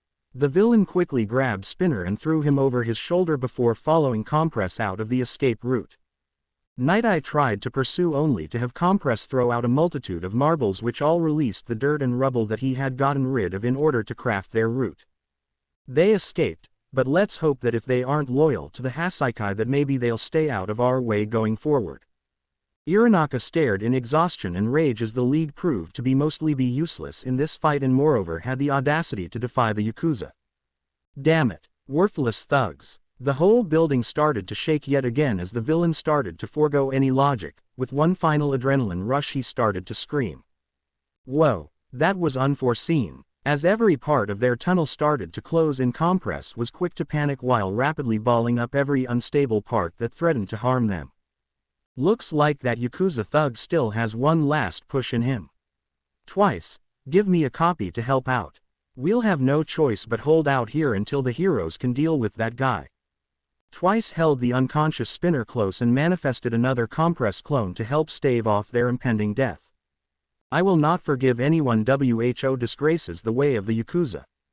The heroes stumbled around as pillars of rocks passed through the walls like a cobra waiting to strike its prey, but how could one so furious masquerade as methodical and calculating at this point? That yell, you heard it right, Aizawa asked while holding an unconscious rock lock. The voice must belong to Iranaka. As soon as I heard it, everything started to move. Where is he? Another yell could be heard as the walls grew even more rapid in their movements. Midoriya kept looking around to try and pinpoint the location of the villain. Eventually his eyes fell upon a hole. Perfect for hiding as he looked down upon everyone. One for all, full cowling. Smash. With another mighty kick, Midoriya smashed the area where Iranaka was hiding and Aizawa wasted no time disabling his quirk. All the walls and pillars stopped moving in an instant. What? My quirk? Iranaka fell to the ground in shock, rage, and confusion while taking one of Night Eye's seals to the neck, effectively knocking him out. Catch him. Aizawa wrapped his cloth around the villain and safely brought him to the ground where he released him to be cuffed by the police. Midoriya looked towards the direction Mirio moved towards in wonder and concern for how things might play out. Eri, Tagata. Farther into the hideout, Mirio finally caught up to the crime boss, his face riddled with sweat and his eyes alight with righteous anger. Excuse me, gentlemen, but we need to talk. You've got some explaining to do. Why don't we have a chat about Eri? Overhaul and Kurono turned to face the boy. You shouldn't have been able to get here so fast. Mirio balled his fists up in frustration as he prepared for a vile altercation with someone he knew had an all-too-dangerous quirk. Give me the girl. I'm here to rescue her. Overhaul stared at the permeation hero with boredom and indifference. You don't even know this girl, yet you came down here. Interfered with my plans and took out my most valuable subordinates. Why? Eri looked at the hero with dread and terror along with a great fear for his well-being. This girl was fractured a long time ago. Even now it's clear she has no faith in you people. You're no hero to her. It seemed apparent that Mirio wasn't the least bit demoralized by Overhaul's cold and bitter words. All the more reason that I have to save her. The crime boss sighed in disappointment before turning around to leave. I'm not getting through to you, so let me make this clear. Mirio started to give chase as the two villains continued walking only to stumble to the ground. You're going to die down here. Before he could even get a few feet ahead, he looked at the ground in shock and exhaustion as he felt his senses dulled in an unnatural way. What's happening to my body? The blonde soon heard a voice laughing from above and looked up to see a strange villain hanging from the ceiling with a bottle of beer in his hand. You feelin' sloshed. Your legs look shaky and you're swaying. I feel the same. That's why I'm walking up here. Mirio grimaced in confusion and frustration as he looked at the drunken fool that Overhaul seemed to have employed as a distraction. Okay, it's this guy's quirk. Eri is still right in front of me, I just gotta get past him and... Just as he was thinking, Mirio noticed another Yakuza member about to shoot him and instinctively jumped out of the way. What is your quirk? Permeation. When activated I can pass through anything. Mirio covered his mouth in shock while looking at the strange villain dressed in black. Why did I tell him that? The drunk villain backed up as his companion kept his gun trained on the hero. I see. So that's how you were able to get this far so quickly. You used your power to slip past Mimic and the others. You missed him. Stupid. What are you?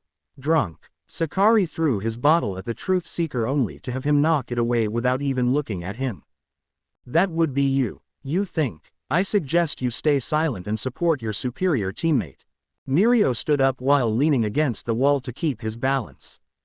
I get it. Your power must have forced me to tell the truth somehow, and they put someone like you on the front lines. Weird. Nemoto shrugged at the suggestion while flaunting around with pride. That's true. I am in a different class compared to the dispensable pawns in this organization. I'm the only one who understands the young boss's ambition. Mirio used his quirk to phase through the bullets as Nemoto shot him a couple more times. He's torturing his own daughter and you call that ambition? Once again the villain shrugged while disregarding Mirio's sentiments as mere drabble. It would be wise to leave your feelings out of this. Don't you know they'll only get you in trouble? Nemoto looked back towards Overhaul and Kurono, who kept walking away from the fight. I live for the young boss's ambition. He needs me, I'm his right hand. His most valued assistant. We will share such joy when his plans come to fruition. Now. After talking of his loyalty to Overhaul, Nemoto turned back and shot at Mirio as Sakari threw some knives along with him. Die, you nuisance. Right as the fatal projectiles were about to hit, Mirio phased through the wall and evaded the attack in the nick of time. Ultimate move. Phantom threat. Quick as a cheetah he blitzed the two villains from the wall beside them. No way. How's he still upright? Sakari asked himself in confusion. I get a taste of something much worse than your intoxicating quirk on the regular, he said while giving the two villains a debilitating barrage of punches. Overhaul turned around and noticed the two villains sprawled out on the ground, devoid of consciousness. Chisaki. The crime boss barely managed to turn around and dodge a backhanded fist from Mirio as he phased his foot through Eri and slammed it right into Kurono's head. His attack knocked the villain to the ground, allowing him to catch Eri as Overhaul was stricken with disbelief that a hero could even touch him. Please don't. Go back. Leave me. Otherwise he'll kill you, Eri begged. I'm never going to let you down, Eri. I swear it. I am going to be your hero. Overhaul remained still for the longest while before leaning back and looking up at the ceiling with disgust in his cold glare. Filthy. He started to rub at himself compulsively while taking off his glove. Come back, Eri. How many times do I have to tell you? It's your fault. You break people. That's just how you were born. Go. Hurry. Eri insisted. Don't listen to him. You know how this goes. I always have to get my hands dirty because of your selfishness. Every action you take results in people dying. You're a cursed human. How could you say that about your own daughter? Mirio asked in rage as he was appalled by the villain's words. Overhaul groaned in brief confusion while kneeling down as he became somewhat amused upon thinking of that word. Oh right, that's the story I fed you heroes. I don't have any children. In almost an instant, the entire room broke apart at the touch of his fingertips. Walls eroded and spikes formed in stunningly massive quantities. He's not just reassembling, he's shaping new spikes. Mirio held Eri above his head in shock as a spike phased through his stomach in what for anyone else likely would have been a fatal injury. You could have been hurt, but he didn't care. Yeah, it wouldn't have been a big deal if she'd gotten hurt. If I put her back together immediately I can revive her, even if she's not quite the way she was before. Eri already knows what I can do. The blonde growled in rage while desperately trying to anticipate Overhaul's next attack. What'll you do if Eri gets injured? Under these conditions I'm the only one who can heal her. With Eri still in his arms, Mirio landed backwards while looking around at all the spikes that surrounded them. I've sealed off your escape and you won't be able to run away using permeation while you're holding her. So, you gonna fight me, schoolboy? Kurono sat up while pointing his gun at Mirio as it seemed that the hero's attack from earlier failed to knock him out. Careful, aim for the arm wrapped around Eri. Overhaul warned. I didn't expect he'd be able to use his quirk so precisely. It's obvious he's been well trained. Can't let anything get in the way of your shot. Overhaul started to clear some of the spikes between him and Mirio to open up Kurono's range. Sorry about this. Mirio turned around while kneeling as he apologized to Eri with a smile across his face as the villain fired his gun. He hid his body to obscure my aim. And here I thought heroes only wore capes to make them look cool. Overhaul's eyes narrowed in alertness as he made note of Mirio's sudden disappearance after wrapping his cape around Eri. Kurono. Just as Mirio was about to provide a finishing blow to the white-cloaked villain, Overhaul pushed his subordinate aside by using his quirk to reform the ground. Sorry, Overhaul. He's strong, but he put Eri down. If I break her then he'll be forced to back off. Just before the villain could act, Mirio appeared from behind and phased his arm right through his hand before punching him in the face. Of course you would do that, monster. The villain was sent back flying by the sheer force of Mirio's punch. You wanna know why a hero wears a cape? So he can use it to comfort someone who's suffering. That's why. Kurono dived for his gun only to have Mirio kick him away and disable the weapon quickly and violently slam his fist into the villain's skull, effectively taking him off the board for a good while. Watch my opponent. Predict his next move. Act fast, but Shisaki's so good. It's hard to believe he's just some Yakuza thug. He's strong but... As Overhaul was about to kneel and touch the ground to manifest another field of spikes, Mirio phased through and closed the distance once more. Make no mistake. I'm stronger. Yet again he delayed a devastating attack from the crime boss with another swift punch to the face.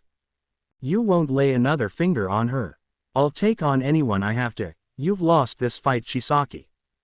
Don't use that name so casually, fool. I've abandoned it. At this point it seemed apparent that Overhaul was being worn down by the constant attacks from the permeation hero, as his body was covered in a multitude of noteworthy bruises. Due to his opponent's quirk, it was all the more difficult to find opportunities to recover. Master, I thought he was down for the count. Mirio said to himself in his head as he saw Nemoto, the truth-seeking villain, crushed beneath a bunch of rubble but still conscious. Overhaul opened his eyes in adrenaline-filled frustration as he grabbed his box of quirk deleters and tossed them to him. Nemoto, shoot. The black-cloaked villain grabbed a bullet and loaded it into a revolver he seemed to have as a secondary firearm. Join the organization. It'll be reassuring to have you with me. The words of his precious boss rang through Nemoto's mind as a tear leaked from the hole of his cracked mask. Those were his true feelings. The boss needs me. I can't let him down even if it costs me my life. I'll assist him however I can. Nemoto aimed his gun at Mirio as he continued to engage Overhaul in a fast-paced exchange where caution and sharp awareness remained vital. A little farther away in the hideout, Pony was gliding through the corridors on her horns while making use of the heat-seeking goggles she picked up from the support course before the raid started. Picking up 5 signatures ahead, one of them belonging to a child. It's gotta be them. Pony hopped off of her horns as she came face to face with a wall that hardly looked like it was meant to be there. They blocked it off. Overhaul mustn't want any interference, but this won't stop me. The horn user reached into her bag and grabbed a small compact explosive before setting it on the wall and rigging it to go off.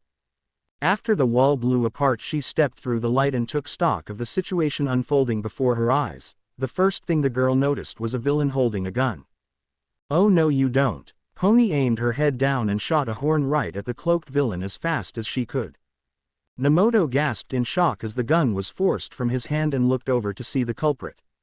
More interference. Do these heroes know no bounds in their meddling? The horn user ran forward as she garnered the attention of Mirio and Overhaul while shooting a pair of horns at the crime boss. In response, he managed to catch them both and disintegrate them with his quirk while weaving out of the way of a second incoming pair. Lemillion, I'll take the girl. You keep him busy until reinforcements arrive. Right. Pony ran over to the girl and picked her up as Mirio shot forward in an effort to keep Overhaul locked in battle so he couldn't reattain his target. I don't think so, heroes. The two blondes' eyes widened in shock as Pony instinctively jumped up and landed on her horns as spikes formed from the ground. The attack didn't land a painful blow, but it severed the bag of equipment she brought along for the ride as the young heroine was forced into a corner. Meanwhile, Mirio just barely managed to rid himself of his tangibility in order to avoid a fatal blow to the chest and punched Overhaul across the face, effectively sending him flying. Shit, that was close. Pony looked towards the hole she blew open and then back at Eri, who had a fearful expression on her face. Okay, sweetie, we don't have any time to waste. Wait, you're leaving him. He'll die though. Not listening to the girl, Pony glided forward as fast as she could with her horns as she prepared to escape. While they moved onward, Overhaul shook his head and noticed the two girls about to get away, which caused a sense of desperation to flare up within him in an instant. No. Pony stopped on a dime as he reached his hand out towards the ground and sealed the makeshift exit with little effort. Hang on, Rocketee, I've got this. You just focus on getting her out of here, Mirio said while throwing Kurono at the man to keep him from using his quirk. Pony took a deep breath and reached into her bag before grabbing another compact explosive and placing it on the wall. Kurono, stop them. Eri mustn't be permitted to escape, Overhaul yelled out. Mirio and Pony looked over and saw the white-cloaked villain rising from the ground, seemingly healed of the blow he had taken to the head earlier. The villain wasted no time pulling down his hood and shooting out a strand of his hair at the horn user. Pony dodged it and pulled away from the wall with Eri in hand while Kurono engaged her in a desperate attempt to reclaim Yakuza property. If I remember correctly, this guy could effectively paralyze me. I cannot fall victim to his quirk. Give her back. You fools don't possess the vision to properly utilize Eri's quirk, Kurono shouted while pulling out a gun. Pony was quick to respond as she shot out a single horn and knocked the weapon out of his hand. Your vision will never be realized. Kurono was forced back onto the defensive as he had to run and strafe to the side to get to cover from Pony's horns. She's got good area control, but even worse is that she seems to be rather cautious. Probably has prior knowledge of my quirk and doesn't want to be struck. The white-cloaked villain peeked his head around the corner and fired a couple of bullets in her general direction. Noticing that Eri was in the line of fire, Pony was quick to cover the girl and in the process took a stray bullet to the shoulder, causing her to grit her teeth in pain while struggling to keep up the pressure with her horn attacks. Meanwhile, Overhaul and Mirio were locked in a fast-paced and intense bout of defense-oriented combat. Neither hero nor villain could afford to be reckless at this point. As it has always been, Overhaul could kill Mirio if even a fingertip touched him, but on the other hand the blonde had dealt some serious blows and would not relent. If not given an opportunity to repair his body, it would only be a matter of time before the crime boss met his defeat. So long as I have something to say about it. Mirio phased through another one of Overhaul's grab attacks and punched him in the ribs, effectively causing the man to grunt in pain. You'll never lay your dirty hands on her again. He followed up with a chop to the shoulder, effectively breaking the man's collarbone as Overhaul jumped away in pain as well as a most desperate need for even the most minuscule reprieve. The villain's eyes shifted towards Nemoto, who was trying desperately to escape from the rubble while reaching for his gun in the case of quirk deleters. He backed up against the wall and moved his head slightly to the right in order to evade a devastating punch from Mirio that packed enough power to put a crack in the wall. Hypocrite. Mirio reached out for the man as he touched the wall and created some more spikes, forcing Mirio to activate his quirk. After avoiding the would-be damage, Mirio pulled the man away and threw him back into the center of the large and hollowed-out room. Overhaul's eyes lit up in fear for the briefest moment, as it wasn't long before Mirio was on him again. He was simply too fast. Master. The hero's eyes diverted to the left where he saw the truth-seeking villain had gotten free, and behind he could see a crack in the wall that cascaded into a hole, all of which originated from where Overhaul had just touched. Nemoto loaded the quirk deleter into his gun and fired it off at the permeation hero. Mirio merely activated his quirk and let the bullet pass through him, but it was enough time for Overhaul to jump back while Nemoto pulled out his other gun and started firing normal bullets to keep his attention long enough. Overhaul fell to his knee in exhaustion while clenching his broken rib, activating his quirk, causing even more pain to course through him as he forcibly repaired his bones and restored his dead cells. He looked over and scowled at the sight of Mirio holding a now unconscious Nemoto by the collar. The villain took a deep breath as he eyed Mirio cautiously and started to think for a moment. Everyone has a weakness, with heroes in particular it is in fact pretty cut and dry. The man reached for the ground and manifested more spikes. Time to perform your heroic duties, Lemillion. The blonde's eyes widened in horror as he saw that the attack wasn't aimed for him, but Arian moved as fast as he could while diving in front of the spikes. As if to make matters worse for the villain, a wall was busted open and he saw more heroes bursting in. Midoriya looked over at the villain and then at Mirio. He couldn't help but feel worried as he saw Pony exchanging projectiles with another masked villain in the distance while holding her blood-soaked shoulder. Careful guys, his quirk is extremely dangerous, Mirio warned. The green-haired boy looked back at Overhaul and scowled as he charged forth and punched the man in the shoulder with enough force to send him back several feet where he fell to the ground. Aizawa looked upon Overhaul and activated his quirk to ensure he would be less of a threat. Night Eye, quick. Secure those who've been injured, he ordered of his fellow crow. One of Chisaki's inner circle, we passed another on the way here. Chisaki has the room completely sealed up. The former sidekick then looked at his protege and gasped in horror while rushing forward, completely foregoing caution. Seeing his chance, Kurono aimed his gun at the heroes only to have Pony shoot out another horn to disarm him while heaving in pained exhaustion. In spite of the pain, she seemed as though she was prepared to contend with any underhanded tactic he might try. Mirio, get Eri out of here, she's behind me.